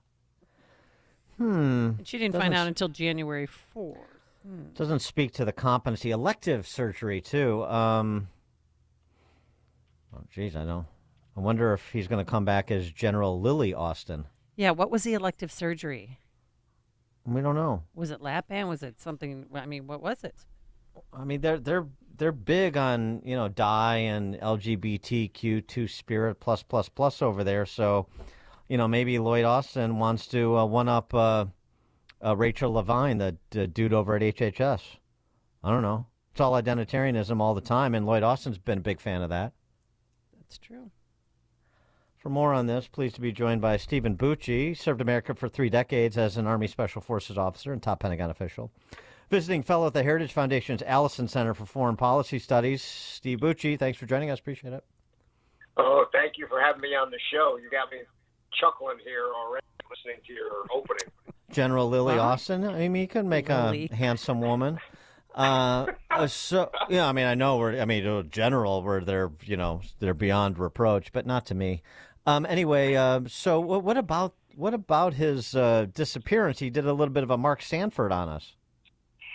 This is, I was the military assistant to the Secretary of Defense and then his staff director.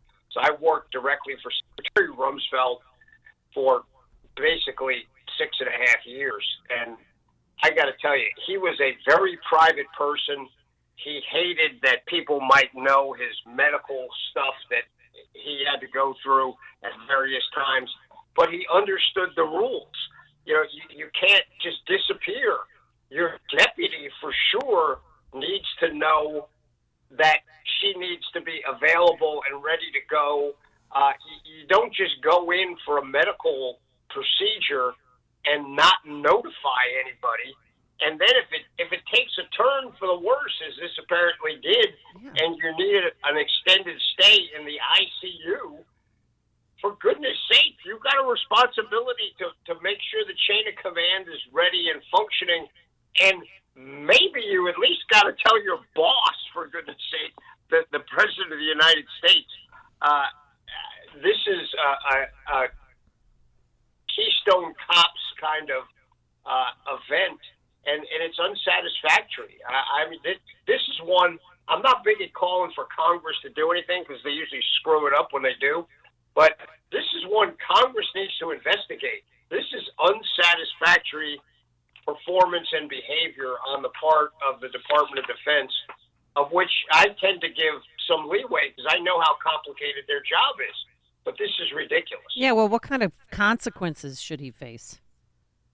This is one, as I say, a full-up congressional investigation, open hearings, and somebody should pay a price for this. Somebody made a conscious decision to withhold this information from all the key players out there in our national security structure, and that's wrong. I mean, somebody needs to be fired over this. I'm not sure if it's Austin himself, but, you know, if he plays it the way a military leader should, you're ultimately the one responsible. Somebody failed here, and somebody should be moving out of Washington, in my opinion. Yeah, I mean, it's fine if you didn't tell the big guy, but you at least have to tell Jill Biden. You know, you at least have to tell Dr. Jill what's going on. So, yeah, and by the way, too, I mean, Lloyd Austin is not a spring chicken, so, you know, any sort of surgical procedure with anybody in his age bracket is an issue. Of course, we know this. And so it is just rather curious how the White House can be so in the dark on this. And as Amy said, too, particularly with all of the pressing national security issues at foot. Yeah, I mean, there's stuff going on. This is not like, you know, we're all the lion laying down with the lamb right now. There's some pretty dicey circumstances out there that the SecDef is a major player in, and to basically have no one in charge of the Pentagon for a 4-hour period. I remember when they did routine procedures like, you know, colonoscopies that, you know, men at a certain age, we have to get those. But you have to put somebody under anesthesia to do that. They're out, and we have to have someone who is officially designated the acting Secretary of Defense during that time. Same thing with when the president does one of those procedures, the vice president shouldn't be on vacation in Puerto Rico, and they need to be where they're capable of immediately acting on anything that comes up, even during that period that we think is only going to be a couple of hours. To let this linger for a week, you know, close to a week, and not even tell anybody is, you know, or not to recall the Deputy Secretary of Defense from Puerto Rico is crazy. It speaks of incompetence or some sort of deception, and both of those are really bad situations. And now we should know what the elective procedure was, right? I mean, if they have a congressional hearing on it. You know, there's some debate on that. You know, as a matter of course, they announce those things. But, you know, I don't know. Somebody needs to know, you know, like the president. But, you know, whether they need to announce it to the public or to every congressperson out there, I don't know. You know, if you're having a mold removed, fine. If you're having you're doing the transition surgery, yeah, maybe we might need to know that. Well, he had the electric procedure December okay, 22nd. Well, and then he was released and enough went already. back. We'll know when he changes his pronouns on his Instagram Okay, page. fine. All right, speaking of the pressing issues, though, too, especially since we got sort of middling statements from NSC spokeshuman John Kirby over the holidays. Our hostages, I think we're supposed to care about American hostages. So not just the hostages, American hostages in Gaza, where John Kirby's latest pronouncement that I'm aware of is we still have hope. That's not a lot of detail.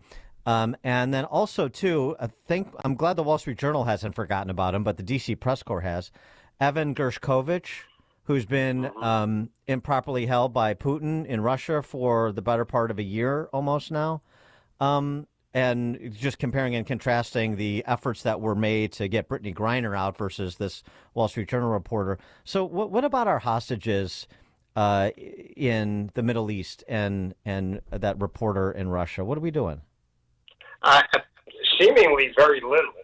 I'm assuming in the Middle East, at least the ones in Gaza are working with the Israelis to, feed them information as we get intel through our technical means, and combining with their on-the-ground human intelligence to try and get them out. But we all know this is a very, very difficult thing, very dicey. They're being held by people who could care less about life and the sanctity of it.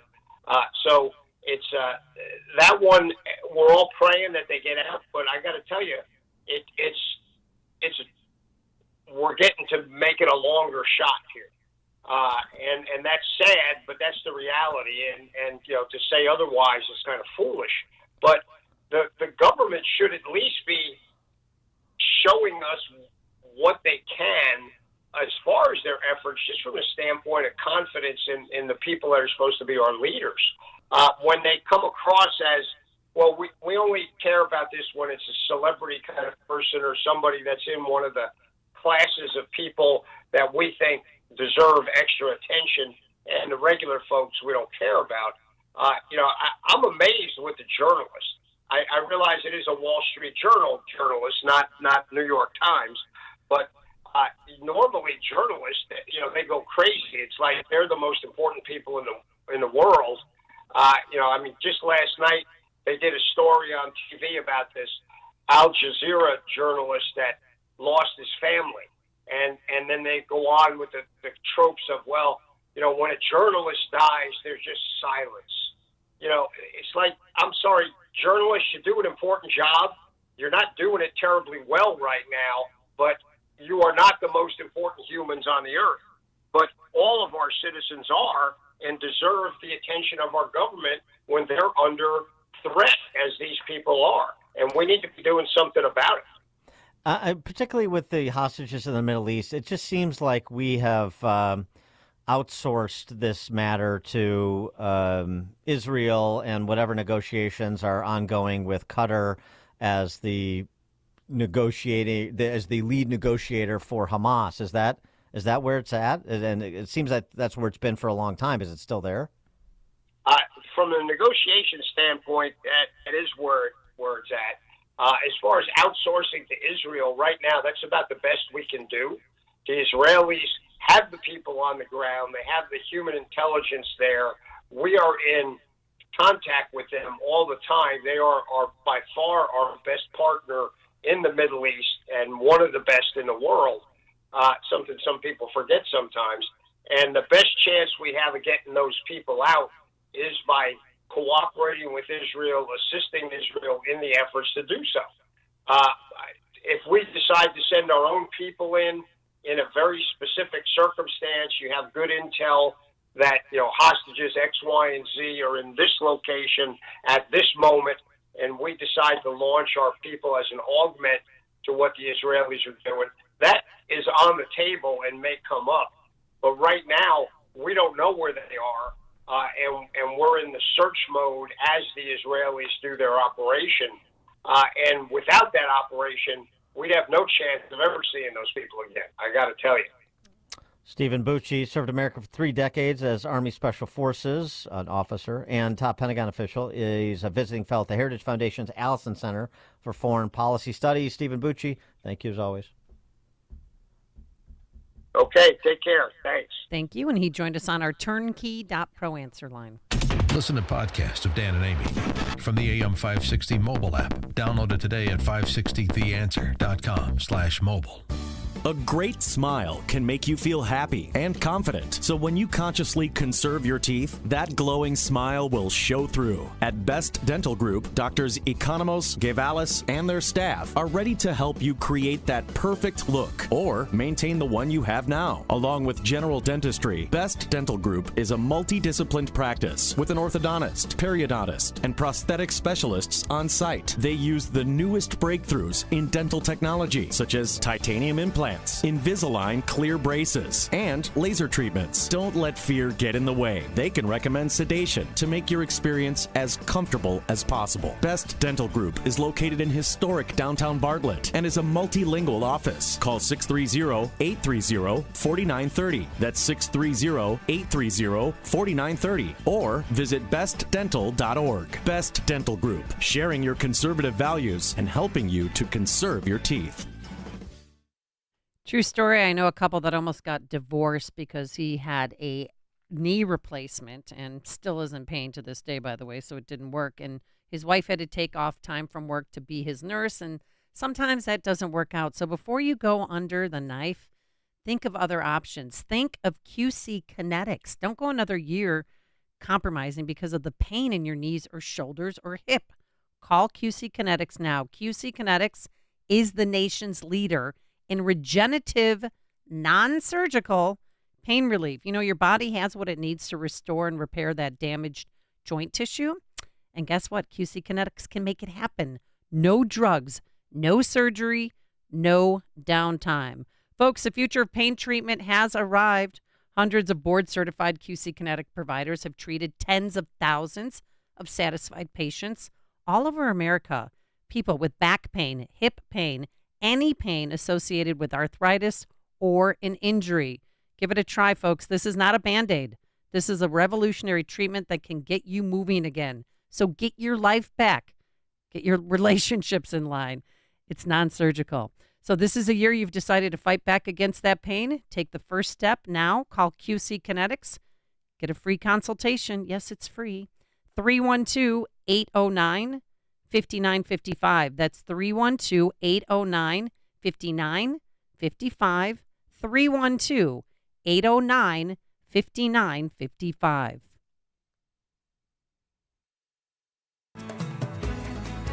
At Signature Bank, going the distance for business banking customers is what we do every day. We understand that business owners have a strategic mission, a drive to succeed, a plan for growth, and don't have time to wait for a bank to respond. With Signature Bank, you not only have a banking partner that has roots right here in Chicago, but our decisions are made locally too. Signature Bank knows that when you have a question or problem about your business, you want answers. You need someone who will pick up the phone or respond to your text. You need someone who is always there for you. That's Signature Bank. We are a team that wants to get to know you and your business. Want to be Signature Bank's next success story? Give us a call today at 773-467-5630 or visit us online at signaturebank.bank. Member FDIC Equal Housing Lender. All right, how many fruits and vegetables did you have over the weekend? I don't think I had any. I know I didn't have any fruit, maybe a few vegetables, but that's why I take Balance of Nature. 31 whole fruits and vegetables, real food, real science, real nutrition. And people who take it love it, like myself. Increased energy, the ability to keep doing things even as I age, even doing things better. That's for sure. So I feel good that I'm doing something for myself, and you should too. Try Balance of Nature today. Get the nutrition your body needs. Get the nutrition your body craves. 6 capsules a day, 3 of the fruits and 3 of the veggies. The number to call is 800-246-8751, 800-246-8751. Use discount code Chicago or online at balanceofnature.com. Discount code Chicago. A storm is on the horizon, and you need to keep the lights on no matter what. Your business relies on the power being on 24/7. It's the lifeblood of your data and computer systems. Weather-related outages from the power company are not acceptable. Your need for a source of power that's reliable 24/7, along with round-the-clock service that can dispatch technicians to your site immediately, is mission critical. Your business needs Charles Equipment Energy Systems on speed dial. These are the big boys, not residential or solar, but reliable industrial generators for emergency backup or events. When you need more than a 100-foot extension cord plugged into a small engine generator, call Charles Equipment Energy Systems. They keep the lights on with rental generators for job sites or power outages. A storm is on the horizon. Plan ahead. Call now to prepare generators for storms and potential power outages. Call 630-834-6000, 630-834-6000, or charlesequipment.com. You cannot live forever, but your legacy can. For over 185 years, families have trusted Catholic Cemeteries of Chicago to set their legacies in stone. With 47 locations throughout Cook and Lake counties, a prepaid cemetery plan locks in today's prices and safeguards against rising inflation. Visit CatholicCemeteriesChicago.org or call 708-236-5490 to schedule a free consultation today. Long day. Time to charge up. Hey, just like my delivery truck. Even kids know to keep business moving forward, it's time to make the switch to electric vehicles. Whether you have one van or a whole fleet of trucks, resources are available to help you make the changes that make sense. Let's go. Beep, beep. Go to ComEd.com/clean to learn more about how going electric connects us to a better way of doing business and a better future for generations to come. Looking for a winter destination to keep your golf skills sharp? Look no further than the Golf Factory, located in Mount Prospect in the Randhurst Mall. With 10 TrackMan golf simulators, a full bar with a handcrafted food menu to enjoy while you play, you'll find a complete indoor golf experience at the Golf Factory in Mount Prospect. Come and enjoy state-of-the-art simulators that use the most popular launch monitor on the PGA Tour, providing the most realistic indoor golf experience possible. Looking to practice? These simulators read 27 data points to help you fix your swing. Want to play? You'll find nearly 300 real-world golf courses and add 4 new courses each month. Would you like to compete with your friends or make new ones? Leagues and monthly competitions are now available. Looking to entertain? Groups of 75 can be accommodated at the Golf Factory in Mount Prospect. See for yourself why the Golf Factory in Mount Prospect is Chicagoland's premier destination for indoor golf. Visit online today at golffactory.golf. That's golffactory.golf. If you haven't switched to MediShare yet, 2 big reasons to at least consider it and why it makes so much sense right now. Number one is inflation, which is just affecting everything. It just makes sense to say, okay, where can I actually save? Well, you can save a lot in one fell swoop if you switch to MediShare. The typical family saves $500 a month. Secondly, your conscience. MediShare members aren't forced to pay for things they don't support or believe in, and that's a big deal for a lot of people right now. They want their money to actually help people. And one more reason, you can trust MediShare. It's been the gold standard for healthcare sharing for more than 30 years. It works, and members love it too. It has double the member satisfaction rating compared to health insurance. So now's a great time to consider making the switch, and they are very easy to talk to. MediShare has great customer service. You can call now and get a price within 2 minutes. Here's the number. It's 844-47-BIBLE. That's 844-47-BIBLE. 844-47-BIBLE. AM 560, The Answer. All right, coming up on Chicago's Morning Answer. At 7:37, author, reporter, podcaster Julie Kelly joins us to talk about that speech that the big guy gave at Valley Forge on Friday. She's more optimistic than I am. She thinks that the truth is winning out over the Biden propaganda on J6. We'll discuss with her at 7:37. But first, let's stop by that newsroom. Here is Mike Scott. 31 degrees, mostly cloudy skies and snow on the way at 7:30 on AM 560, The Answer. Good morning. I'm Mike Scott. The NTSB says that section of a fuselage blown out of an Alaska Airlines plane Friday has been recovered. That we found the door plug. NTSB Chair Jennifer Homendy says they're hoping that development will explain exactly what happened on that flight. Questions remain about the health condition and recent hospitalization of Defense Secretary Lloyd Austin. Fox's Lucas Tomlinson is traveling with the president in Wilmington, Delaware. The Pentagon says Austin has been there nearly a week, including a stint in the ICU. We heard from Biden's top diplomat earlier from Doha, who joined the growing list of senior Biden officials who say they had no idea Austin was laid up in the hospital. I wasn't aware of his medical issue. Officials say the White House, including the president, was not informed of Austin's absence for over 3 days. Late Friday, the Pentagon released a vague statement saying Austin was admitted to Walter Reed last Monday for complications following elective surgery on December 22nd. The nature of that surgery remains unknown. At one point, Austin became ill and was rushed to the ICU. His authorities were then delegated to his deputy. A lunar lander is on its way to the moon after launching to space overnight in a new kind of rocket. Christopher Nolan, this year's Golden Globes winner for Best Director in a Motion Picture, accepting the award on behalf of the cast and crew of Oppenheimer. The National Weather Service says heavy wet snow begins to fall tomorrow across the area. Up to 6 inches is possible. Chicago police officer was wounded in a shooting on the near north side this morning. It happened around 4 a.m. in the first block of West Walton. The officer transported to Northwestern Memorial, and a suspect is in custody. Packers punched their ticket to the postseason, beating the Bears at Lambeau 17-9. Blackhawks had a pair of second-period goals in a 4-3 win over Calgary at the UC. The Bulls, a win over Charlotte, 104-91 on Friday night. They visit Charlotte tonight. The news, a service of Crosscom Public Adjusters.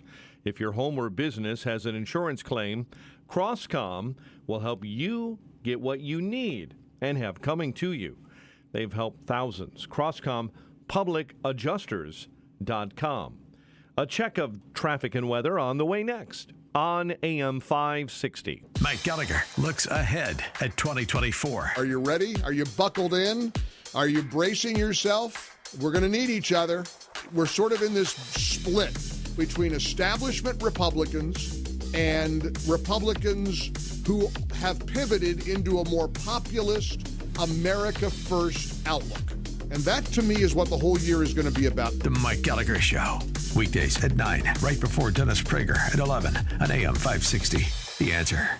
Chronic pain, it can ruin your marriage, bring on depression. It's no way to live. But now there's a non-surgical way to get rid of that hip, back, and joint pain. It's called QC Kinetics, the nation's leader in regenerative non-surgical pain relief. Did you know that your body has what it needs to restore and repair that damaged joint tissue? And QC Kinetics can make it happen. No drugs, no surgery, no downtime. Hundreds of board-certified QC Kinetic providers have treated tens of thousands of satisfied patients all over America. People like you and me with back pain, hip pain, any pain associated with arthritis or an injury. Folks, this is not a Band-Aid. This is a revolutionary treatment that can get you moving again. Get your life back. And listen, it's non-surgical. So fight back against the pain. Take the first step now. Call QC Kinetics. This is the number, 312-809-5955. 312-809-5955. That's 312-809-5955.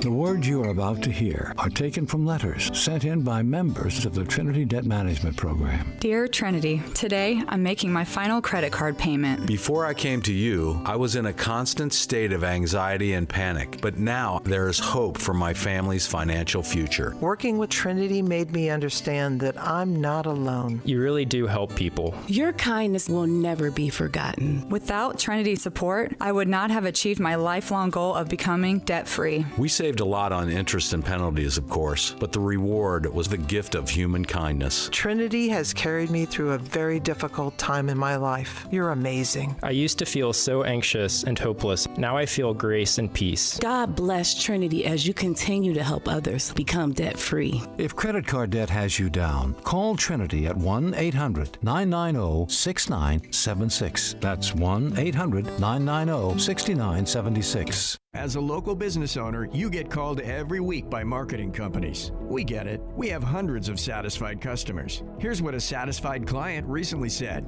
Open enrollment is going great. We're hitting record numbers. Thank you so much for this report. It really is amazing to see how the marketing is really shaping our enrollment around the city. If you're a local business and ready for the next step, visit surroundchicago.com right now. Our experts are ready to help you take your marketing to the next level. Visit surroundchicago.com today. Raj Shah, host of Unleash Your Wealth. You know, there are a lot of clients and people coming in from the radio into our office saying, I don't want to lose any money. I need to protect the money I have saved over the last 20 or 30 years, where you have strategies where you can structure an income stream where it has an inflation protection so that as inflation, if it continues to go up, your income will go up. Unleash Your Wealth, Saturday at 7 a.m. and 2 p.m. on AM 560, The Answer. Need to hire quality candidates fast? You need Indeed. Our video interview tool makes it easy and effortless to meet with candidates. Visit Indeed.com/credit. 7:38. Let's get an update on the roads. Team Hochberg Traffic Center time. We'll start on the Kennedy, where it's 30 minutes in building from O'Hare into the Burns Circle interchange. The Eichen, 55 from 390 into the old post office. You're jammed up inbound between the Veterans and Addison with a left lane blocked with an accident. Ike outbound right now, jammed up Ashland to the jammed up between Pulaski and First Avenue. The Stevenson is jammed up inbound Ashland into the Ryan merge. Dan Ryan accident outbound, 2 right lanes blocked between the Burns Circle and 18th. Chicago's Morning Answer continues next. Now your official Chicagoland weather forecast from the QC Kinetics Weather Center. Mainly cloudy and 37 today. Snow begins overnight, 1 to 3 inches overnight, and a low of 34. More rain than snow. Storm totals 3 to 6 inches in the city, 6 to 10 inches out in the northwest suburbs by tomorrow evening, and a high of 36. 31 right now at O'Hare, 33 at Midway. And at 7:40, it's time to call Permaseal, 800-421-SEAL. Your next news update is at 8, and Chicago's Morning Answer continues next on AM 560, The Answer. Now, from the Signature Bank Studios, this is Chicago's Morning Answer with Dan Proft and Amy Jacobson. If you're looking for the latest news, insight into what it means, and the sharpest opinion, there's only one station in Chicago where you can turn, and it's this one. We're AM 560, The Answer.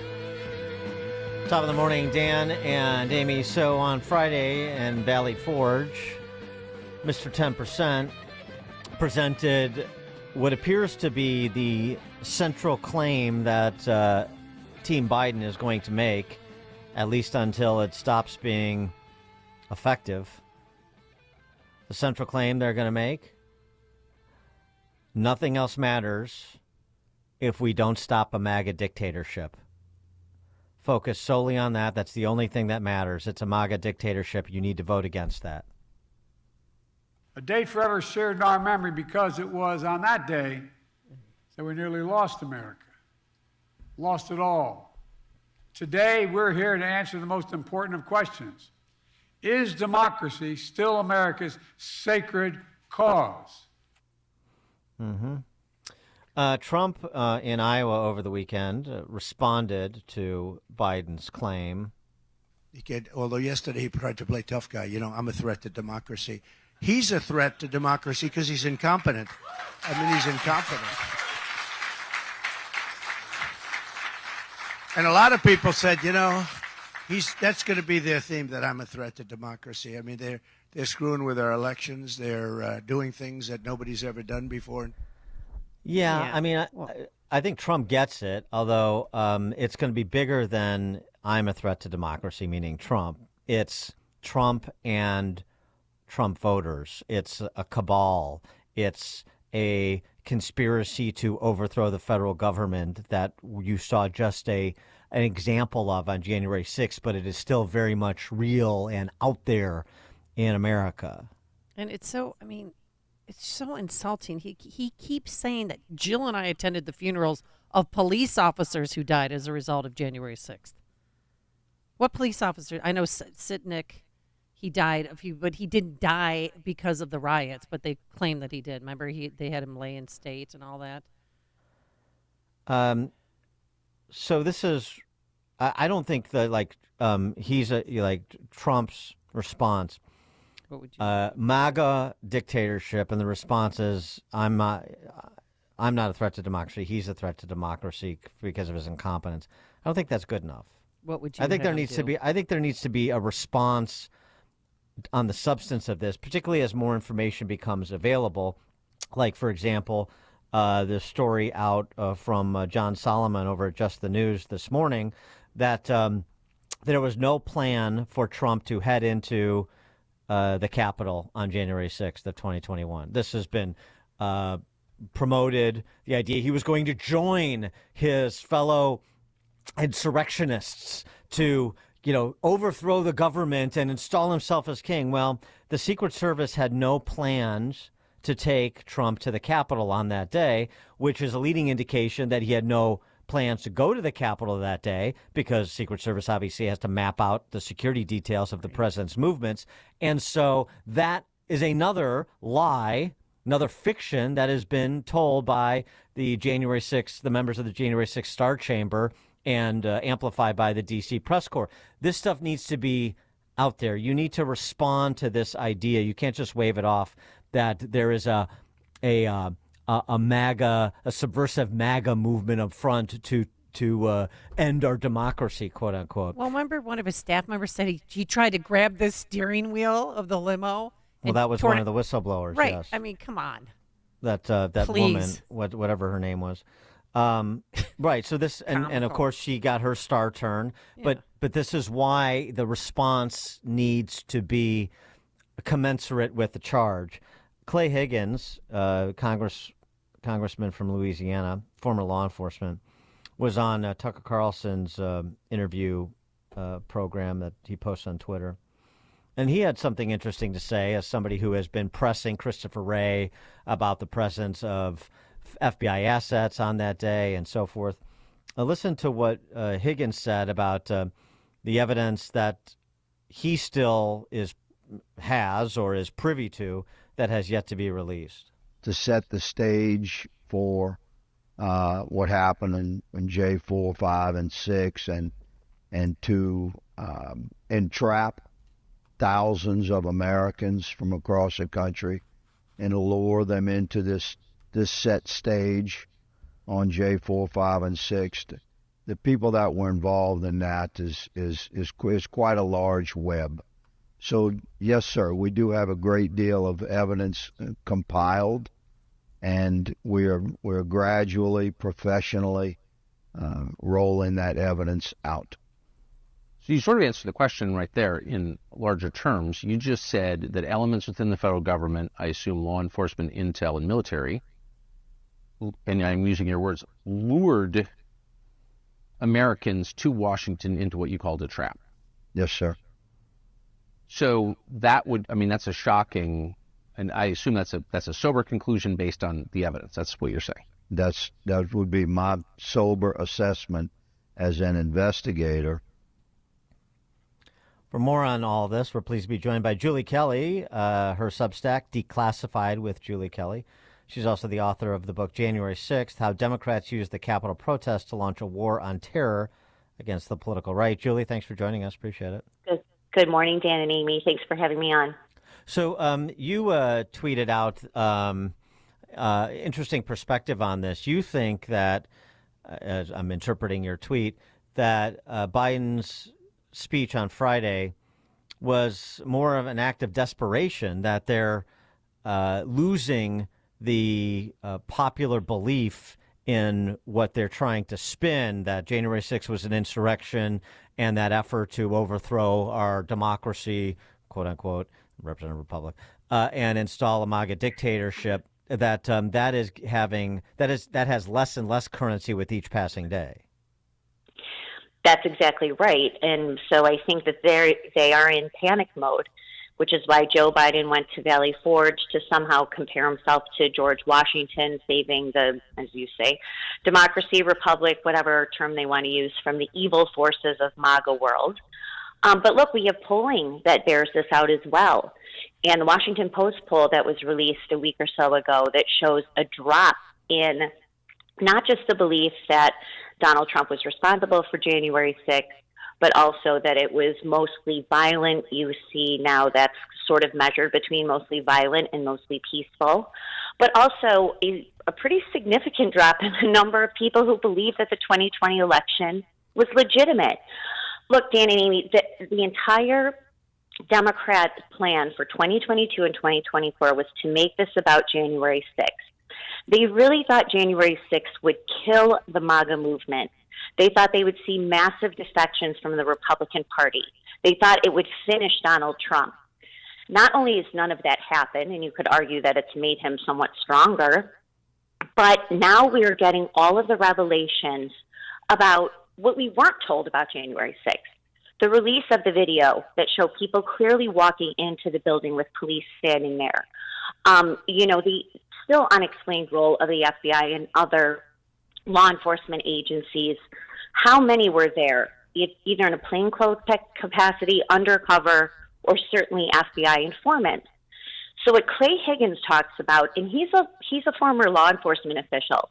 He's a veteran. He's not making this stuff up. He would not say that if they didn't have evidence. And look, we have to look no further than to our neighbors to the north and the Whitmer Fed-napping hoax to start to understand what this FBI is capable and willing to do to try to destroy Trump and his movement by making up a plot that militiamen loyal to Donald Trump were trying to kidnap and kill Gretchen Whitmer. It's all the same thread, and this is why the January 6th narrative is unraveling just when Democrats and Joe Biden need it most. But they're still arresting people. I mean, they arrested 2 people on Friday, and then we learned the D.C. U.S. Attorney Matthew Graves, he's selling, they're going to go after people now who are on the Capitol grounds but never entered the building. Is that a sign of desperation, is my question to you? Yes, and I have met Matthew Graves. I've seen him in court. He is the U.S. Attorney for the District of Columbia, appointed by Joe Biden, and, of course, responsible for the January 6th ongoing investigation and prosecution. For him to stand up at the Department of Justice and give an hour-long presentation walking through what happened again on January 6th, using the most inflammatory language, clips, lying about what happened in many instances, and then, of course, to your point, Amy, threatened that they are going to charge thousands more people who are simply standing on Capitol grass outside of the building. We've all done that. Right. That this is them ratcheting this up because they want to reinforce in the minds of the American people. Don't look over here at what the FBI did. Don't look at the surveillance video. Don't look at now the contradicting reports about Secret Service or what Cassidy Hutchinson said. Stay focused on, what the Proud Boys did and look at these more violent clips. And so that's why he gave this hour-long presentation totally out of bounds. Because they need to keep fueling and pumping up this narrative. Well, right, but I mean that's and this is their business, scapegoats and mascots, as I'm always saying, and they're very good at scapegoating, and they're also very good at identifying mascots, and it's very simplistic, but it can be effective, and so it almost doesn't matter whether we're winning, the truth is winning, or their propaganda is winning. The point is that they are committed to this. And that, to me, that means you can't just wave it off. You've got to respond substantively. You've got to bring back all the things that the Capitol Police Chief Stephen Son said in that interview with Tucker from the fall, and bring him back maybe in real time. You got to reference Tariq Johnson, the retired Capitol Police Lieutenant, what he had to say about January 6th and Ramaswamy's characterization of it. You have to continue to update stories like the one that Solomon has out that I mentioned about Secret Service having no plan for Trump to go to the Capitol, and all the research and the writing that you've done, exposing so much of the agitprop that is being promulgated by Biden and company, and the institutional interests in D.C. I mean, all that stuff I assume you're going to do, needs to be like recycled and updated as new information becomes available. You cannot just leave this to what Biden had to say on Friday and then the commercial that he released that's, of the same sort of content. Dan, I totally agree with you. Trump and his team need to be far more disciplined, in their messaging here. It cannot just be that Joe Biden is a threat because he's incompetent. We all know that. Trump needs to walk through the details of this January 6th prosecution, the numbers, the imprisonment. You had Joe Biden, the president of the United States, bragging during that speech that people who voted against him have been sentenced to 840 years in prison. We're supposed to believe that Trump is the dictator when you have him bragging, to applause, by the way, that people have been sentenced to 840 years in prison, mostly on bogus charges. So Trump needs to be more disciplined. And Republicans made a huge mistake not creating their own January 6th Select Committee. I know that Barry Loudermilk, who is head of the subcommittee, who's really doing most of the heavy lifting with January 6th, plans to accelerate his investigation. But that's still sort of behind the scenes. They made a mistake not doing their own committee, holding nighttime nationally televised performances and getting all of this information out to the American people. So I don't think it's too late. But look, they need to know, Americans need to know what happened here, because at the end of the day, it is going to be the biggest political scandal in American history, what this government did on January 6th behind the scenes and tried to conceal it from us to make it look like Trump and his supporters tried to overthrow the government. Do you have any insight, even an educated guess, as to what Clay Higgins is referring to in terms of evidence that has yet to be brought forward but will be? Will it have to do with the FBI? Is there some other obvious category of evidence that could fill in some blanks? It sounds to me, and of course he presented this question to Christopher Wray twice, and Wray refused to answer. Were there FBI informants dressed as Trump supporters inside the building before the first physical breach around 2:15?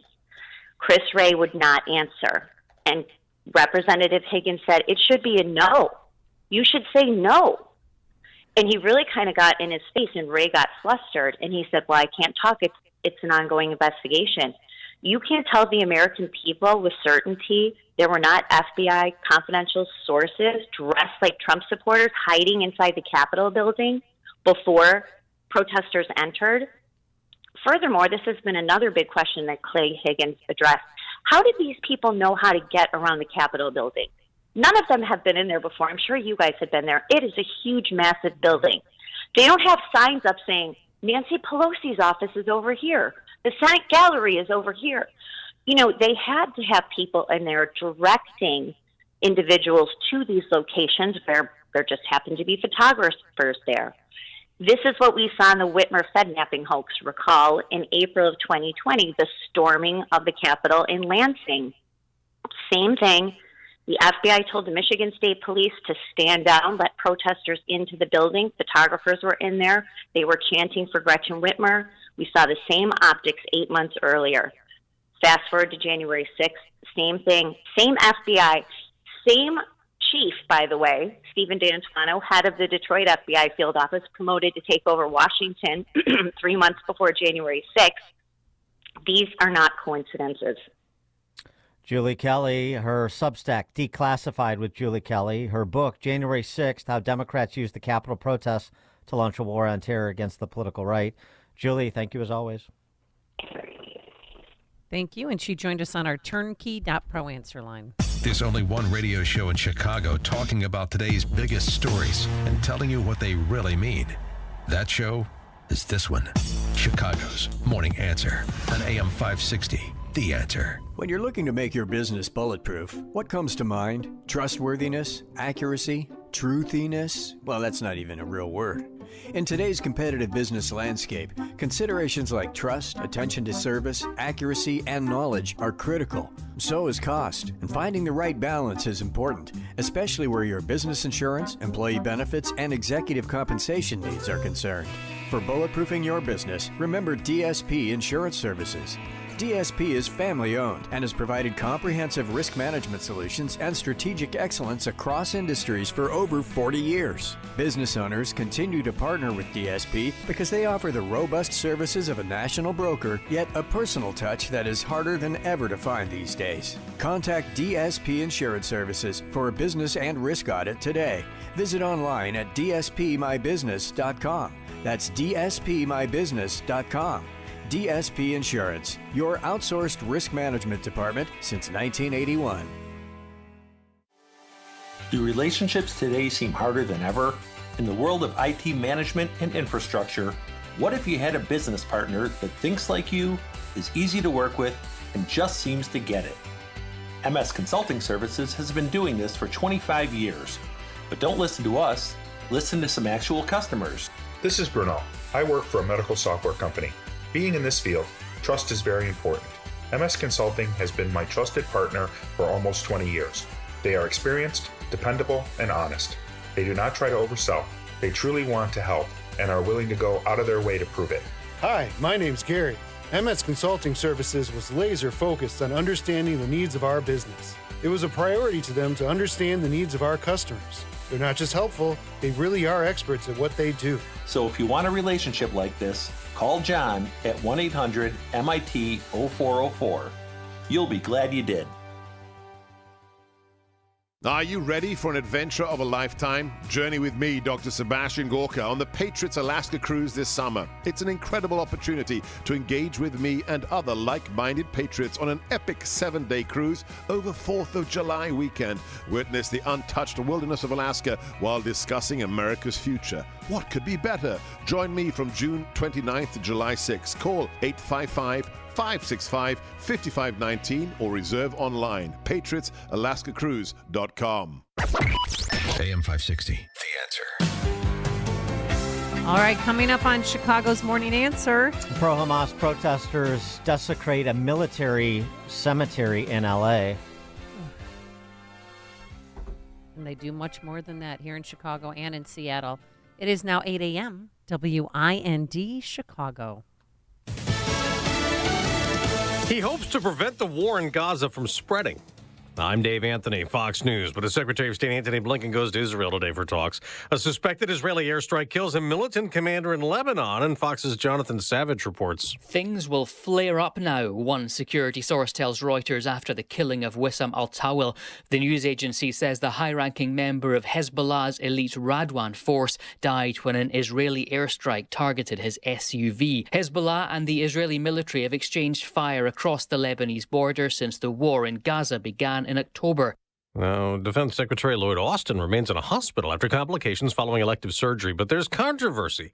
He didn't tell anyone when admitted last Monday. On Tuesday, Joint Chiefs Chairman General C.Q. Brown was told of Secretary Austin's hospitalization.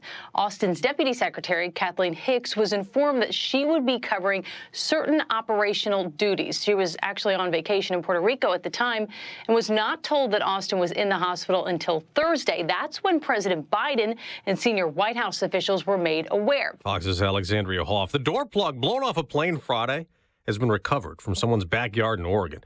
It left a big gaping hole, scaring passengers who luckily safely landed. We're also learning that jet had a prior issue, so Alaska Airlines would not let it fly over the ocean in case something went wrong. There were 3 flights where a pressurization light had gone off on that plane, and the Alaska Airlines workers were asked to check why that was happening. But at that point on Friday, that had not been done before the plane took off. Fox's Kelly Saberi at Chicago's O'Hare Airport, where flights are canceled with more than 100 other Boeing planes grounded as they investigate all that.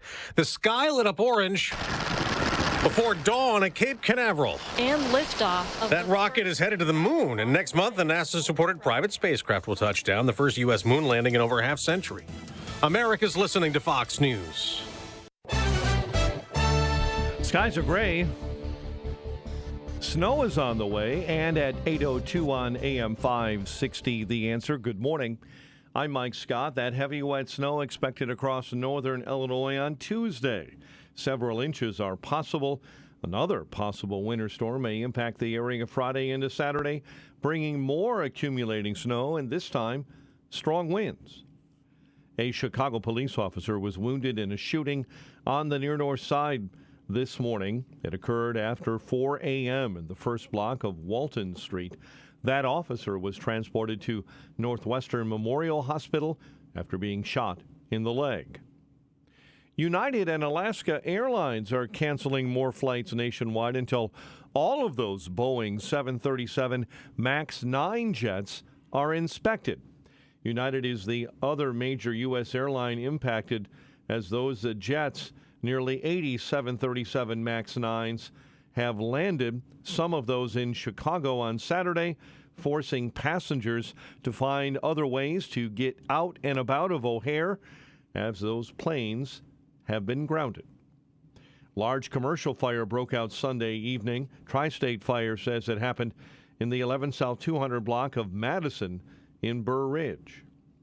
A 14-year-old boy wounded following a shooting on Chicago's west side. Teen was shot yesterday on the sidewalk in the 5100 block of West Fullerton. Another Illinois city is expected to pass an ordinance holding bus companies accountable for dropping off migrants who cross the border illegally. DeKalb is planning to follow the lead of other cities and towns that impose fines and impound buses. Packers beat the Bears 17-9. New college football champion will be crowned tonight. The favored Michigan Wolverines are set to face off against Washington, and the Blackhawks were 4-3 winners over Calgary. The news service of Crosscom Public Adjusters. If your home or business has an insurance claim, Crosscom will help you get what you need and have coming to you. They have helped thousands. CrosscomPublicAdjusters.com. 8:04, time for the AM 560 Business Beat, a service of Signature Bank. Visit signaturebank.bank for all your commercial banking needs. And now the latest from the Fox Business Network. I'm Stuart Varney, and this is the Fox Business Report. Stocks are under pressure. Boeing is in the Dow Jones Industrials, and the stock is slumping after the FAA grounded more than 170 of its 737 MAX jets following Friday's Alaska Airlines incident. Investors are also uncertain how the Federal Reserve will proceed on interest rates after Friday's stronger-than-expected employment report. Shell is down more than 1%. The energy giant says it will have expenses from $2.5 to $4.5 billion related to its refining and chemicals hub in Singapore, and it will report a loss for the current quarter. Shell's looking to sell that Singapore unit. Abercrombie & Fitch is optimistic about its business. It's raising expectations for earnings, and Abercrombie says holiday sales were solid. That's your Fox Business Report. I'm Ginny Cosola, invested in you. Make sure that you never miss a day of Dan Proft and Amy Jacobson when you subscribe to the Chicago's Morning Answer podcast, presented by Signature Bank. Listen to the entire show each day on demand with limited commercial breaks. You can subscribe today for free at 560theanswer.com and click on podcasts or search for Chicago's Morning Answer on Apple Podcasts, Spotify, Google Podcasts, or wherever you listen to podcasts. Imagine what your future looks like. Is the picture a little blurry? Hey, it's Sean Thompson here for Alpha Wealth Group. When we look ahead, we're visualizing where we want to be, and for retirement, that can be hard without a written financial plan. Tom Fortino of Alpha Wealth Group can help you bring your retirement picture into focus. For decades, Tom has been crafting customized financial strategies. His goal is to help you protect your savings, grow your wealth, and create an income strategy you cannot outlive. If you're nearing or already in retirement, it's time to get your plan on paper. So bring your readers and let's take a look at it closely. Call Tom at 630-934-1855 and schedule a complimentary retirement consultation. There is no cost, there is no obligation. This is a chance to get a clearer view of your retirement. The number again is 630-934-1855 or visit alphawealthgroup.com. And listen to the Alpha Wealth Hour Saturday mornings right here on AM 560 The Answer. Advisory services through Retirement Wealth Advisors, LLC, and SEC Registered Investment Advisor. Insurance and annuities offered through Alpha Wealth Group, licensed in Illinois. The Fed is setting a digital dollar control trap. The new FedNow system might sound modern and convenient, but the truth is it's all about surveillance and control. Don't be fooled. Secure your assets right now with something Washington cannot manipulate. Hi, Stephen K. Bannon, former advisor to Donald Trump. And in these times of uncertainty, I believe the best way to defend your savings is to use tangible assets, which is why I recommend a physical gold IRA from Birch Gold Group, because gold has a 5,000-year track record as the ultimate guardian of wealth. To find out more, get your free info kit on gold IRAs from Birch Gold Group by texting the word PROTECT to 989898. Birch Gold is the only gold company I trust, so text PROTECT to the number 989898. Text PROTECT to 989898 to get your free info kit on gold IRAs. There's no obligation or purchase required. Message and data rates may apply. It's 8:08. Let's get an update on the roads. Team Hochberg Traffic Center time. We'll start on the Edens outbound. Your jam Montrose out to Cicero. Kennedy is 70 minutes inbound from O'Hare into the Burns Circle interchange. 58 in from the junction alone. Outbound Kennedy, 33 back out to the big airport, while the Ike is at 71 minutes from 390 into the old post office. Much of that due to an earlier accident inbound between Route 390 and Addison. Stevenson at 35 minutes in from the Tri-State to DuSable Lakeshore Drive. 36 on the inbound Dan Ryan, 95th into the Burns Circle. Disabled vehicle on the inbound Bishop Ford between 130th and 103rd. A left lane is blocked. Chicago's Morning Answer with Dan and Amy continues next. AM 560 Weather Center forecast with our meteorologist, Steve Williams. A winter weather advisory in effect this evening. Cloudy day today, the high 37. Snow tonight from late evening on, 1 to 3 inches, low 34. A mix of rain and snow tomorrow, 1 to 2 inches. The high tomorrow afternoon, 36. I'm Steve Williams on AM 560, The Answer. Your latest temperatures from the QC Kinetics Weather Center. 31 at O'Hare, 33 at Midway, 28 at Aurora, and 31 along Chicago's lakefront. Your next news update is at 8:30. Chicago's Morning Answer continues next on AM 560, The Answer.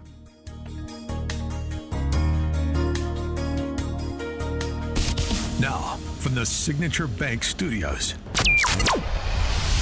this is Chicago's Morning Answer with Dan Proft and Amy Jacobson on AM 560, The Answer.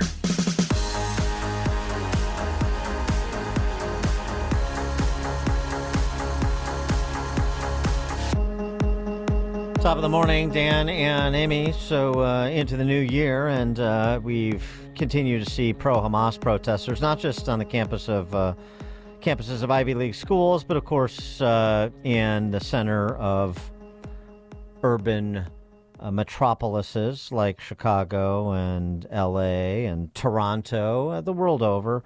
They haven't given up because this is their moment. This is Black Lives Matter Redux 2024 version, 2023-2024 version. And so they'll continue to be disruptive until you people get the message that we need a ceasefire, or we need to do something about a two-state solution, or we need to free Gaza, or whatever it is they think they're saying. Yeah, 312-642-5600, turnkey.pro answer line, 64636, type in DA, then a quick comment. We'd love to hear from people, too, who are caught in it on Lakeshore Drive on Saturday. They decided to storm the berm at Belmont and block not only northbound lanes, but southbound lanes, and they were chanting. You don't get no justice, and you don't get no peace.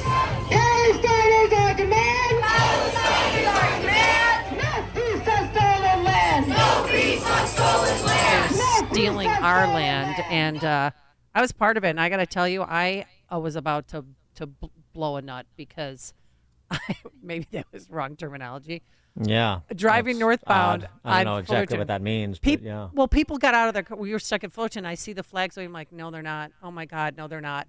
And you don't know how long they're going to be there. Yeah. And no. So what we did, we went down the exit ramp at Fullerton. So then all these cars started following and went down there and then just got out of there. But these people are sick. And what's my big point of contention, Dan? Police were there because then I went on the inner drive to just drive by and see what the heck was going on. Police were standing there, but they weren't arresting anybody. Why? Why aren't taxes for law and order that we pay? And there was people that were trying to go to weddings, I know. There were people that were coming back from funerals. I was trying to get to my son because his flight changed because of the storm, and he was flying to Europe, and I had to help my son. I'm like, I am losing my mind right now. And so that cost me time with him to get his stuff ready because he had to go out earlier than planned because of the pending snowstorm. But there's people that were doing a type of event. Some were going to work that were stuck because these people are holding people hostage because other people on the other side had nowhere to go. They had nowhere to drive their car. It's just, and I don't understand. And my son, when I got home, Peyton said, well, if it was Israelis, would you have been so mad? And I said, I don't care whoever it is. You can't block I-90. You can't block 190. You can't block Lakeshore Drive. And the cops and then this group, U.S. Palestinian Community Network, they're bragging online like, we did it 2.5 hours. We shut down Lakeshore Drive. We were outside of Dick Durbin's home. He's a senator who's complicit in the U.S.-backed Israeli genocide on the Palestinian people. And right now they're planning their next one. Michigan Avenue wasn't enough. Sections of Lakeshore Drive weren't enough. Parts of I-90 not enough. Yeah. Okay. I don't feel compelled to go through this again and again with the precedents that have been set by previous mayors and previous shutdowns of previous expressways and Lakeshore Drive for previous iterations of these neo-Jacobins, Black Lives Matter, to Antifa, to these pro-Hamas protesters. So, I mean, it's just all hamster wheel stuff.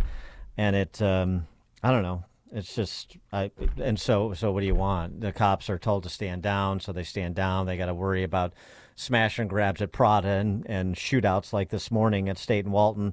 And so what do you want? It's the stupidest protest technique ever. You've given it's effective for protest because it gets people like you bitching about it incessantly, and so we pay attention to them. And so few people in Chicago have any institutional memory, so sort of every day is Groundhog Day. So this is exactly what they want. They want attention because these are virtue signaling neo-Jacobins who want to feel like they're part of something, even though they're not part of anything, not anything productive. We're doing something. We were on the news. We've got people beeping their horns. We got people complaining, and that's all we want. Now we can go home and, go to the drum circle and share our ketamine and call ourselves successful insurgents for a free Palestine and so on and so forth. Yeah. Now the difference is, I don't know if it's the difference because LA is the same thing. We've got Kim Foxx and they've got George Gascon. Pro-Hamas protesters defaced a U.S. military cemetery in LA where 85,000 war veterans are buried. They are spray painting over the memorials to fallen soldiers as well as war veterans, free Gaza, and so on and so forth. I hope somebody got arrested for that. Mm-hmm. Probably not. I just mentioned that they have George Gascon where we have Kim Foxx. Same difference. This was fun. Olivia Chow is apparently the mayor of Toronto now.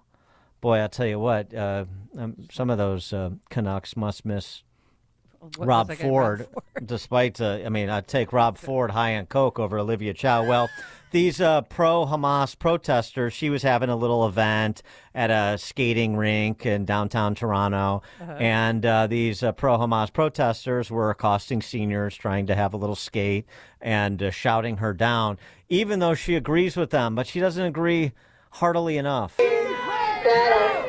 I do agree. You see my message about ceasefire, right? So why don't you let me continue? Anyway, today we are to feel that I belong.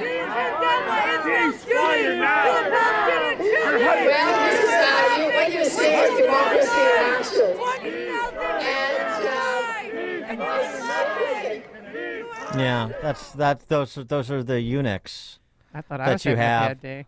Those are the eunuchs that you have in the mayor's offices in every big city in the West. Olivia Chow to BLM Brandon to Eric Adams, and I mean so on and so forth. Pick a city, any city. It's just Seattle. It's the same conversation about policing, public safety. It's the same conversation about COVID policy. People that look slightly different but share the same new Marxist philosophy, and so you get the same policies that produce the same results. Pretty linear. Yeah, and help me. I know I've got Newsheimers. BLM, they did shut down Lakeshore Drive one time, I remember. But it was just one time. So what? So what? How many times was Flagler on an expressway? Our friend Gregory Livingston, protesting violence in Chicago and so on. I mean, it's been done to death. So no, but it's surprising to us this time. All right, fine, be surprised. Bill in Cape Coral, Florida, that is. Yeah, how you could disperse them without any violence. The police won't have to get involved. You get 4 or 5 of those pickup trucks, the diesel ones, that when they step on the gas, that puff of black smoke comes out. You just park them right next to them and pump that gas and let that smoke. You wouldn't be able to see them out there. They wouldn't be able to talk for the next 2 hours because they'll be breathing all that garbage. Thanks for the call, Bill. Well, one thing you could actually do, Right. I mean, if you could point to a funding organization, Students for a Free Palestine, or something that Soros funded that puts these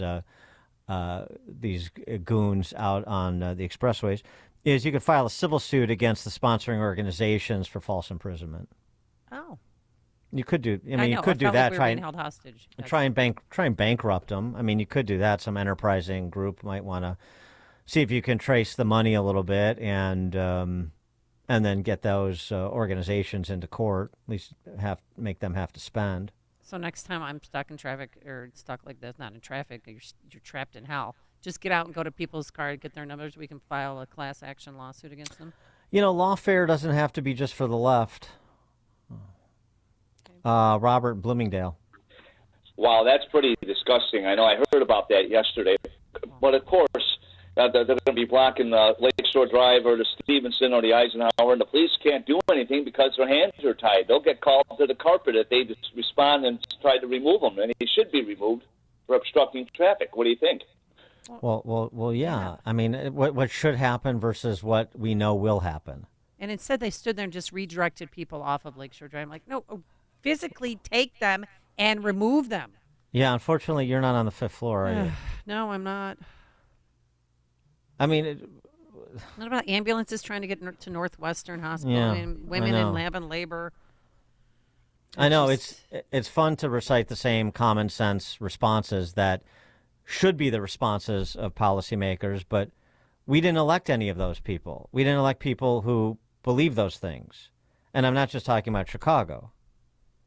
We didn't elect them almost anywhere in the state. We don't even pay attention to who our mayors are in the suburbs and what they're doing, or our school boards and what they're doing until COVID comes or until the migrants come, as we were talking about earlier in the show. But then everybody's got the what we should do solution. Oh, really? Nobody's thought of that before. I mean, I don't mean to ridicule, but it's like, yeah, anybody with a couple of marbles rolling around knows what should be done in response to antisocial, destructive, criminal conduct. Yes, this is not confusing. We don't have those people. We chose not to pay enough attention, not to give enough of a rat's ass to elect anybody like that. And so then, oh my gosh, what's happening? What do you mean what's happening? What you were a party to creating. That's what's happening. Andy, Dallas, Texas.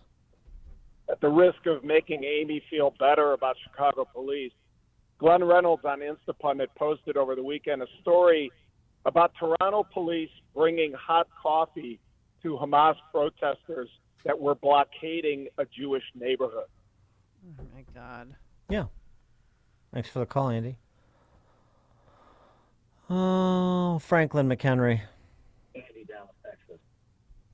At the risk of making Hey, Franklin. Hey, Franklin, turn down your radio. You're on, Franklin. Franklin has dozed off. Try and get back to him. Deborah in Arlington Heights. Good morning. I'm just wondering if I went out with a group of my 12 closest friends and decided in any suburb, which is where I live, to go out and block traffic on a main road for whatever cause I'm out there for. Let's say it's for, like the border crisis or whatever. No. Guaranteeing you, I would be arrested in 5 minutes if I wouldn't move. No, it depends on the cause. You can't say whatever cause, the border or whatever. No, it depends on the cause. If you were waving a Hamas flag, you'd be fine.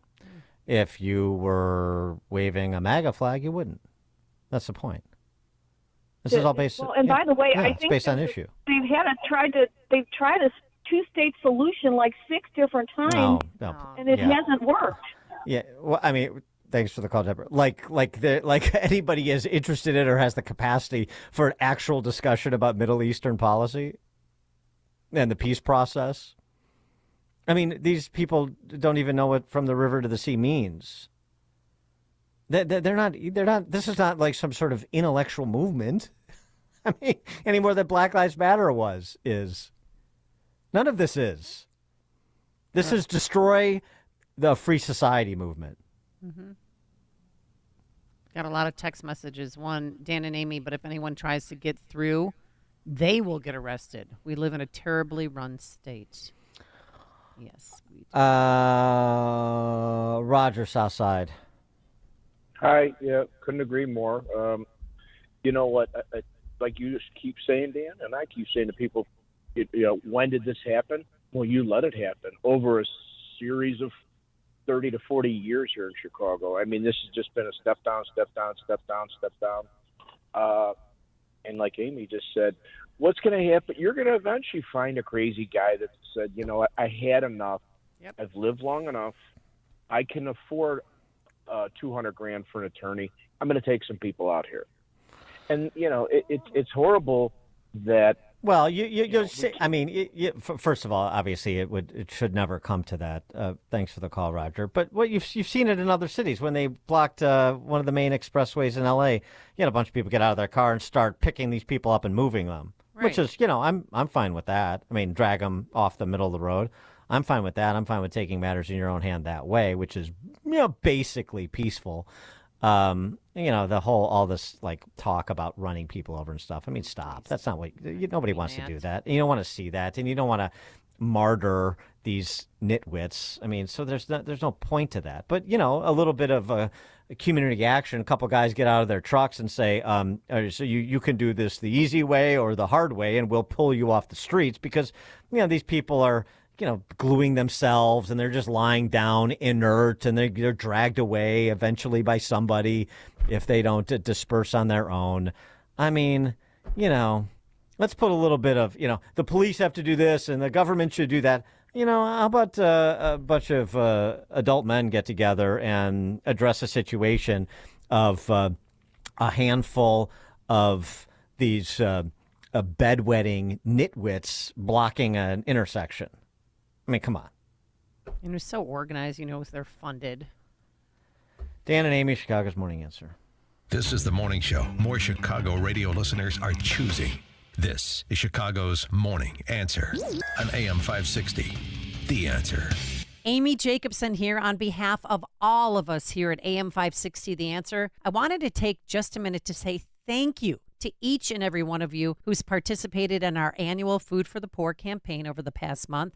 Because of your generosity, we've raised nearly $200,000 to provide food for an entire year for over 4,700 children in Latin America and the Caribbean. We especially want to thank the many business benefactors who supported this campaign. This year, when you hear their commercials airing on this station, please support their businesses as a way of thanking them for their generosity. And just because the Christmas season is over, that doesn't mean that the need has gone away. You can still make a tax-deductible gift of any amount to Food for the Poor by visiting 560theanswer.com/foodforthepoor. That's 560theanswer.com/foodforthepoor. And on behalf of all of us here at AM 560 The Answer and at Food for the Poor, thanks again for your generosity.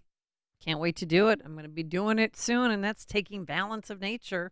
Why? Well, I didn't get enough fruits and veggies on my own, and that's where Balance of Nature comes in. They take the fruits and vegetables, they put them through a vacuum cold process, which stabilizes the maximum nutrient content. I've met so many people who've told me when they have a sweet tooth and they want to go and grab a cookie or a chocolate, they grab the fruit capsules and chew on that, and that helps suppress their appetite and fills the need for something sweet. 31 whole fruits and vegetables in these bad boys. Real food, real science, real nutrition. And people always feel good that they're doing something for themselves. And that's taking care of their temple, their body. The number to call is 800-246-8751. 800-246-8751. Use discount code Chicago. First timers get 35% off, free shipping, and a fiber and spice can that John Anthony loves to take so much. So that's the number to call, or you can go online to balanceofnature.com, but be sure to use discount code Chicago. Signature Bank is Chicago's fastest growing independently owned business bank. It's a bank where relationships still matter. I'm Dan Proft, and I know this because Signature Bank is my business bank. Hi, I'm Tony Dreyfus, founder and president of Metropolis Coffee Company and a proud new customer of Signature Bank. We're a 19-year-old specialty coffee roaster located in the heart of Chicago. Some of your favorite restaurants and cafes serve our coffee. As a small business manufacturer, we understand the importance of working with the right bank, and that's why we made the move to Signature Bank. We were tired of the impersonal service that our large bank had provided. A friend referred us to Signature Bank, and their team was on site to understand our operations firsthand. They provided us the working capital to continue our successful business operations and to fuel our ambitions for innovation and growth. We now have the flexibility to grow at our own pace. That personal touch, you can't find that at a large bank, but we found it at Signature, and we can't thank them enough. Signature Bank helps local businesses succeed. Let Signature Bank turn your business vision into reality. Visit signaturebank.bank. Member FDIC, equal housing lender. Chronic pain, it can ruin your marriage, bring on depression. It's no way to live. But now there's a non-surgical way to get rid of that hip, back, and joint pain. It's called QC Kinetics, the nation's leader in regenerative non-surgical pain relief. Did you know that your body has what it needs to restore and repair that damaged joint tissue? And QC Kinetics can make it happen. No drugs, no surgery, no downtime. Hundreds of board-certified QC Kinetic providers have treated tens of thousands of satisfied patients all over America. People like you and me with back pain, hip pain, any pain associated with arthritis or an injury. Folks, this is not a Band-Aid. This is a revolutionary treatment that can get you moving again. Get your life back. And listen, it's non-surgical. So fight back against the pain. Take the first step now. Call QC Kinetics. This is the number, 312-809-5955. 312-809-5955. That's 312-809-5955. 45 years ago, I started Permaseal Basement Systems working out of my apartment and F-150 pickup truck. Today, we've helped over 500,000 people in greater Chicagoland make their homes healthy and more valuable. Hi, I'm Roy Spencer. I'd like to thank all of you who have trusted Permaseal and reassure you that your trust is well placed. You can trust Permaseal to use only our own professional employees that will respect you and your home.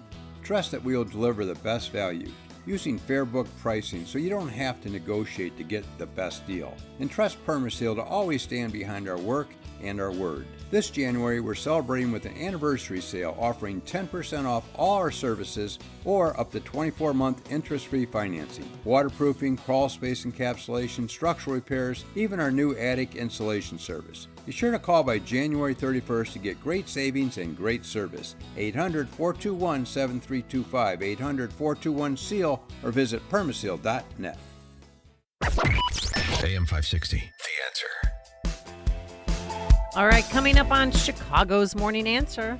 At 8:38, we'll talk to our friend Jim Perry about matters macro and microeconomic, the jobs report from December, but also the prospect that United may be getting a direct flight to move its corporate headquarters to Denver from Chicago.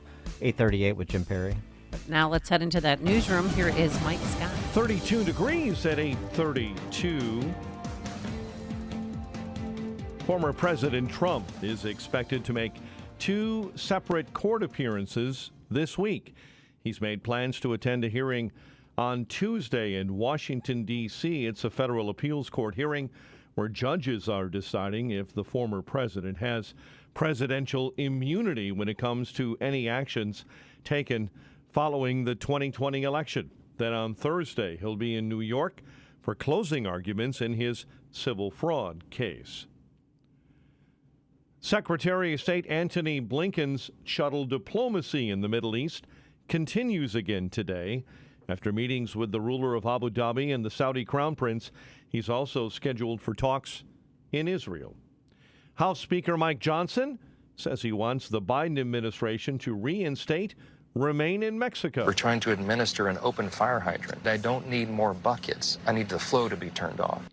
The Louisiana congressman on CBS's Face the Nation. Meantime, congressional leaders are announcing a budget agreement that will keep the government funded through 2024. Senate Majority Leader Chuck Schumer and Johnson made the joint announcement of a nearly $1.7 trillion deal on Sunday. Heavy wet snow on the way, making travel hazardous on Tuesday, and another possible winter storm is also on the way Friday into Saturday. Chicago police officer was wounded in a shooting on the near north side this morning. It occurred around 4 a.m. The officer was wounded in the leg and then transported to Northwestern Memorial Hospital, and police tell us there is one suspect in custody. Packers punched their ticket to the postseason following a 17-9 win over the Bears at Lambeau. New college football national champion crowned in Houston tonight. The favored Michigan Wolverines take on Washington. And the Blackhawks 4-3 winners over the Calgary Flames as the team announced they placed Connor Bedard on injured reserve with a fractured jaw. The News is a service of Health Insurance Mentors. Are you 65 or older thinking about Medicare? Call Stephen Tucker today for free Medicare advice. 630-674-1551 or healthinsurancementors.com. A check of traffic and weather is on the way next on AM 560. November 2nd, 2020, marked the 100th anniversary of the first commercial radio broadcast. We're still here, and we're bigger and better than ever. You can still listen to us over this great radio station, but now there are no limitations. Your smartphone is now your smart radio. Listen to us online on the app, TuneIn.com, iHeartRadio, and Odyssey.com. Your smart speaker can find us too. With radio, there is no separation anxiety. We're always on. AM 560, The Answer. Right now is a really good time to get your student loans under control. There are so many people that we talk to every day who tell us that they just feel so much anxiety and overwhelmed by their student loans. But once they pick up that phone and call us and we're able to give them a plan and a strategy that may lower their payment by hundreds of dollars, sometimes thousands of dollars, and may actually get their loans forgiven. The point is just to give people some clarity and control over their situation so that they know that whatever the payment is, whatever the plan is, there actually is a plan, and that plan is going to save them the most amount of money. I'm Ray Kaplan, and I can help you get debt-free, stress-free. Give us a call at 312-294-8989 or visit us at financialrelief.com. When you need to ship sensitive or large and heavy equipment, the DC Group in Elk Grove has the experience and expertise to handle the biggest and most complicated jobs. DC Export and Domestic Packing Inc. was founded in 1974 by the husband and wife team of Dominic and Carol Cacciamiglio. Beginning in a building not much bigger than a 4-car garage, the company now boasts 2 Chicago area facilities totaling 100,000 square feet, plus a 45,000 square foot FTZ warehouse in Greenville, South Carolina. Through these facilities and their long-standing agents, Insurance, they offer nationwide packing, crating, container, and flat rack loading unloading, as well as warehousing, all with heavy lift capabilities. Other products available include custom-made boxes, crates, skids, and corrosion control solutions. DC Transport was founded in 1991 to meet the growing needs of their customers and provide transportation services throughout North America. From container drayage to super heavy haul loads, DC Transport can help you move just about anything. Go to dcexport.com for more info and to get in touch. dcexport.com. This hourly segment is brought to you by charlesequipment.com, keeping you powered up no matter what the conditions. charlesequipment.com. 8:37. Let's get an update on the roads. Team Hochberg Traffic Center time is a service of Discover. If you like using debit over credit, shouldn't you also get rewarded? Well, now you can with Discover Cashback Debit. It's a checking account that rewards everyone with cash back on everyday purchases. Terms at discover.com/cashbackdebit. Discover Bank, member FDIC. And on the Kennedy this morning, 42 inbound from O'Hare into the Burns Circle interchange. Outbound Kennedy, 35 back out to the big airport. Disabled vehicle causing problems on the inbound Ike between Des Plaines Avenue and Paulina. Stevenson, 57 minutes. 355 into DuSable Lakeshore Drive. 30 minutes in on the Dan Ryan 95th into the Burns Circle interchange. And Veterans Toll Road trouble spot northbound 355 between Boughton and I-88. Chicago's Morning Answer with Dan and Amy continues next. AM 560 Weather Center forecast. The latest on that forecast from the QC Kinetics Weather Center. Spots mainly clouds today and a high of 37. Snow begins overnight, 1 to 3 inches on the overnight and a low of 34. 33 right now at O'Hare. Next news at 9.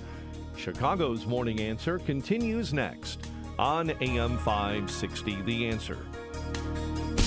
Now, from the Signature Bank Studios, this is Chicago's Morning Answer with Dan Proft and Amy Jacobson. America First with Sebastian Gorka, weekday afternoons at 3 on AM 560. The Answer.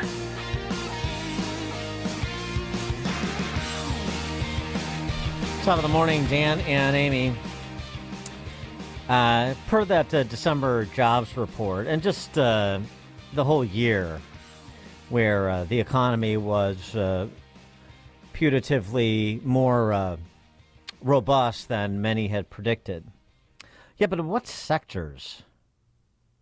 What sectors? Well, it turns out two sectors really dominated the job growth in 2023.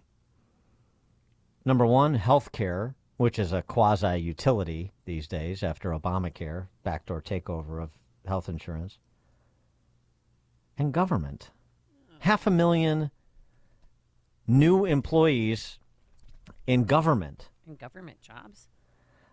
So government and healthcare, and then distant third, leisure and hospitality, construction, and so forth. Manufacturing, by comparison, was static. Well, that's not part of the growth economy. I mean, government is not an engine of growth. It's an engine of taking from growers, right? So are we not understanding what's happening here? Do we have a bit of a Potemkin village that's been set up by, well, the federal government, the Fed and the federal government, the monetary and fiscal sides of the houses? And, oh, by the way, this, of course, that spike in employment comes also as 3 million federal workers just got their biggest salary hike in 40 years, base pay going up 5.2% across the board. Federal government versus private sector. The average total compensation in the federal government, average, $143,000. The average total comp for a private sector employee, $88,000. The $88,000 is financing the $143,000. Yeah, that's how it works in a feudal system, which is sort of what those central planners in D.C. and their outposts around the country and blue states have in mind. By the way, the raise, the salaries, and the benefits. You say, well, you have to keep good people, Dan. Right. The rate of attrition is 1/4. The rate of attrition in the federal government, 1/4 of what it is in the private sector. 1/4. Mm-hmm. And by the way, only 1 in 5 federal employee campaign donations, dollars, 20% of donations from federal employees go to Republicans. So pretty good deal. Run up the universe of employees, run up their salaries. You're going to get 80% of the donations are going to come your way. So 4 out of every 5 political dollars that's donated from this universe of 3 million plus people now will come back to you. And you have this work, Hatch Act notwithstanding, you have this workforce, or certainly this reliable constituency. Pretty good racket. What does that have to do with growing America's economy? For more on all this, we're pleased to be joined by Jim Perry, founder, CIO, Perry International Capital Partners. Jim, thanks for joining us. Appreciate it. Thank you, Dan. Pleased to be here. So, just a little bit of a retrospective on 2023 per, the all the credit that's, by Keynesians and the investotainment people at CNBC that's being thrown the way of the Fed and so on and so forth. But this was, as we talked about intermittently throughout the year, this was just because the spendathon continued. That is correct. One could argue with a jaundiced eye that the only reason GDP is going to grow at something like 2.5% this year is that fiscal spending, deficit spending, is propping up the economy. And despite that, or because of that, I don't know, I guess it depends on how you want to phrase it, depending on your perspective on central planning and mystics at the Fed. The inflation has been tamed, we're told, and we're looking forward to Jay Powell setting a schedule for interest rate cuts, because apparently the sort of establishment investor universe believes that all signs of market return run through the Fed. That's exactly right, Dan. I mean, I would say this, the economy is a very complicated machine, and one big portion of that is government. And what you see in the statistics now is that government spending, by some accounts, that's kind of a murky number, but, it's something like 38% of GDP, right? That's a huge number. It's never been higher. And that's, as you spoke about before I came on the air, it's government jobs. It is jobs that are focused on social well-being, and it's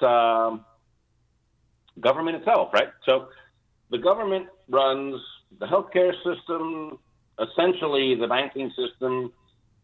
Big tech is involved with them, and the spending will probably keep going up until Election Day, because if I was in power and I wanted to get reelected, the best thing you could do is keep throwing money at the people that are going to vote for you. So I think government spending is going to go up. Deficit spending is going to go up. That's causing inflation. And the people who really are the backbone of the free market capitalist system are beginning to pull back a little bit. Even real estate investment in places like Miami, and all over the Sun Belt, it's starting to come off its peak pretty hard. So I think we're looking at sort of very slow growth, but not a recession, and inflation, which is rising. And that's a problem for the Fed if they want to get the inflation rate back down to the target, which was the pre-pandemic level of about 2%. But is that going to happen? I mean, how does that happen?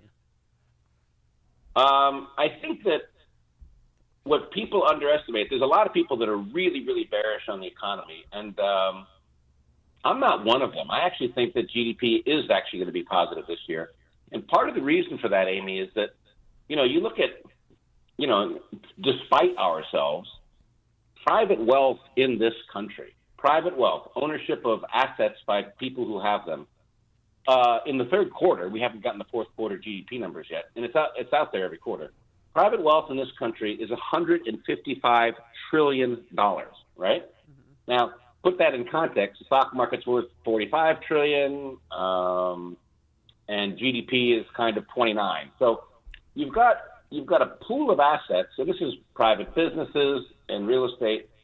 These people recognize that money is going to get taxed, so they're spending it. So I saw something the other day that, apartment purchases in New York City in the last 12 months, 42% of them were for cash.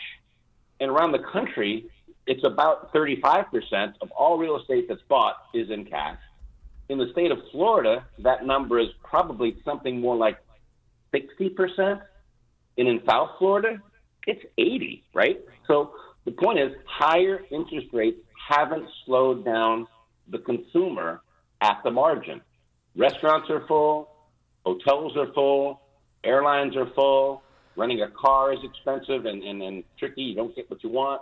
So there's the high end of the economy, the households, the wealthiest households, are still spending, and they don't mind that it's 25% more expensive today than it was 3 years ago to go out and get a steak at a restaurant, right? But everybody else is really struggling, and inflation and prices are going up, and it's going to slow things down. Yeah, actually, a report I saw in the New York Post, 68% of New Yorkers paid cash for homes in Manhattan, where the average price is $2 million. Right, was it 68? Yeah, I think I did see that. You're right. It's even higher. 68%. Yeah, that's tremendous, right? I mean, that's a huge number. And does that speak to blood in the streets, and this is a time to buy, and obviously you don't want to borrow it at 8% or 7% if you don't have to, and so you have prices coming off, and so people are taking advantage of, who are in a strong cash position, they're taking advantage. They figure it's a better investment than holding the cash, and if inflation is not tamed, as you say, well, then you're going to see a benefit by holding real estate rather than cash. 100% correct. I mean, we hear a lot, Dan, about how the banks are lending a lot less money, and, bank lending numbers are way, way down. And this is true, but, banks aren't making money lending anymore. And the fact is that the shadow kind of financial system is actually larger than the banking system right now, right? So if people want to buy an apartment or an apartment building in New York City, they don't need to go to a bank. They can go to a private equity company or a private debt company and get the funding, because those guys will say, hey, man, we've got great collateral at 50% of the level that it was 3 years ago, or 70% of the level 3 years ago, and inflation's rising, and we've got a positive cash flow. So, real estate is probably, commercial real estate in the central cities like Washington, D.C., that's going to be empty for a long, long time. But the fact is that investors in the free market capitalist system do have the means by which they can own assets that will benefit in a stagnating economy. You mentioned you expect GDP growth to be positive. You expect the federal government to continue spending money like it's monopoly money, which they're turning it into. But then I see in your newsletter, in terms of the Perry Capital portfolio, you still are in single digits in terms of S&P 500 holdings. So why not more aggressive in equities if you expect this propping up of the S&P to continue? Yeah, that's a good question. I get it all the time, and I get criticized for it. My portfolio is really a portfolio that is designed and built for people who don't want to lose money any year, right? Last year, the Perry Capital portfolio returned 7.99%, and virtually 80% of it was in cash. And the reason it's still a good investment is that, you look at the funding of the U.S. government debt, right? So I'm looking at, 1 month T-bills today yield 5.38%, right? And interest rates have come down. The 10-year Treasury went from 5% to 4% from October till the end of the year, till now, right? But short rates have not come down at all. So investors can own money market and T-bills at the risk-free rate, which is over 5% right now. 3 years ago, it was less than 1%. So, if you can get 5.3% on 80% of your portfolio and do nothing else, you probably beat something like 40% of all portfolios that are out there with no risk, right? So I think you're going to be able to buy stocks cheaper in the next 12 months. But the problem I have with the stock market is valuations, right? I mean, look at some of these numbers, the big Magnificent Seven. These things are trading at 25 and 30 and 40 and 50 and 60 times earnings, which means, the earnings that they have right now, if you own that stock, you will get the price back in 25 years, right? So I don't think these are bad companies. I think they're very good companies. Their profit margins are higher than most companies on the planet. The S&P 500 is beating virtually every stock market in the world. But the point is, at what price are we going to pay for that benefit? And I think that valuations will come down when the Fed is slower than most people think to cut rates. I personally do not believe there's going to be a rate cut this year. Really? Yeah, that's certainly not what the market is expecting. You would agree? That's an outlying number, but the Fed's target is for inflation is 2%. The last print on CPI was 4.1, and wages are rising faster than inflation. You mentioned the government employees making over 5%. Well, go look at a coder out in Silicon Valley, or a pilot, or a nurse. Or a union. These guys are making 5% and 6% and 10% more per year to do their job, and the government says that's okay. So when wages are rising faster than inflation, that means you have a structural, systemic inflationary spiral. So I think, maybe the Fed cuts a couple of times because it's an election year or something like that. But the point is that there's not a ton of productivity or prosperity that one can expect when the government is promoting inflation itself from 38% of the economy. So if you're inflating, your purchasing power goes down and your returns are going to be very average. Doesn't mean you're going to have a recession. It just means that interest rates are probably going to have a harder time going down than most people think. Jim Perry is the founder and CIO of Perry International Capital Partners. Jim, thank you as always. Dan, thank you. Amy, thank you. Bye-bye. Thank you. And he joined us on our turnkey.pro answer line. This is Chicago's Morning Answer. Your show keeps me alive during the week. There's nobody I'd rather listen to between 5 and 9 in the morning than you guys. On AM 560, The Answer. My son was saying, Mom, why are you paying so much for this? The supplement store has the exact same thing. And I said, no, they don't. Because he was telling me that they have similar products as Balance of Nature. But then when he came over to my house and he looked at the label of the Balance of Nature about all the, ingredients and everything, he realized, oh, yeah, this is a superior product. Step into the new year with a new you. Start your journey to better health by calling 1-800-246-8751 or by going to balanceofnature.com and signing up as a new preferred customer to get 35% off your first order, plus a free fiber and spice supplement with free shipping and our money-back guarantee. Go to balanceofnature.com or call 1-800-246-8751 and get this exclusive holiday offer by using discount code CHICAGO. Lots of channels, nothing to watch, especially if you're looking outside of big corporate control. It's time to interrupt your regularly scheduled programs with something worth watching. The new Salem News Channel. Straightforward, unfiltered, in-depth insight and analysis from the greatest collection of conservative minds, all in one place. SNC is home to Dennis Prager, Mike Gallagher, Sebastian Gorka, and more. Watch anytime on any screen. Free 24/7. Find what you're looking for at snc.tv. Imagine what your future looks like. Is the picture a little blurry?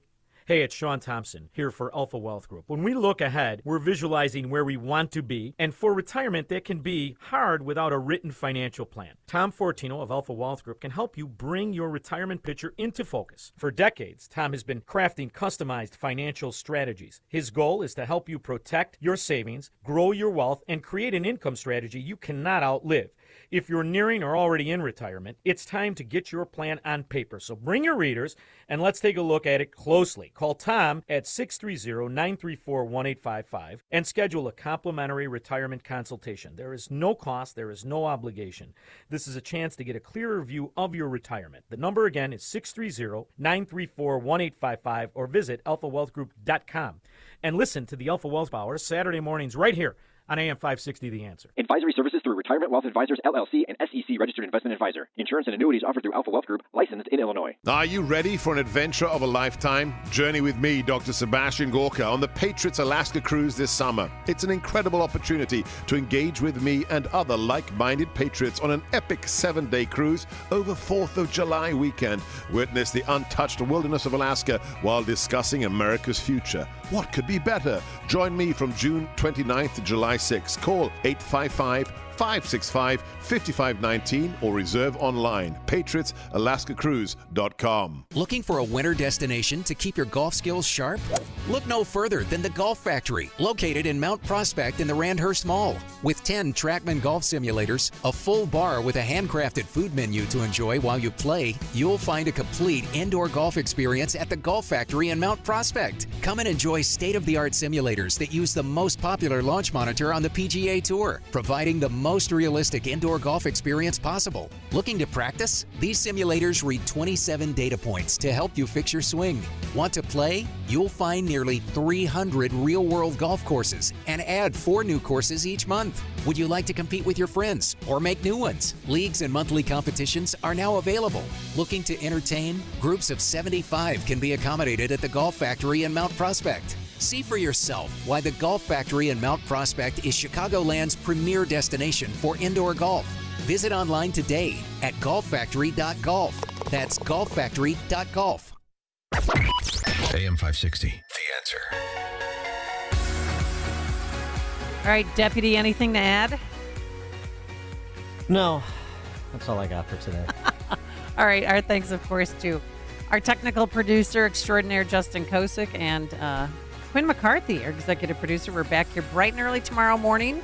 We will leave early for work, right, guys? In case there's a storm, but who knows. Now let's head into the newsroom. Here's Mike Scott. That winter storm expected to slam parts of Chicago overnight.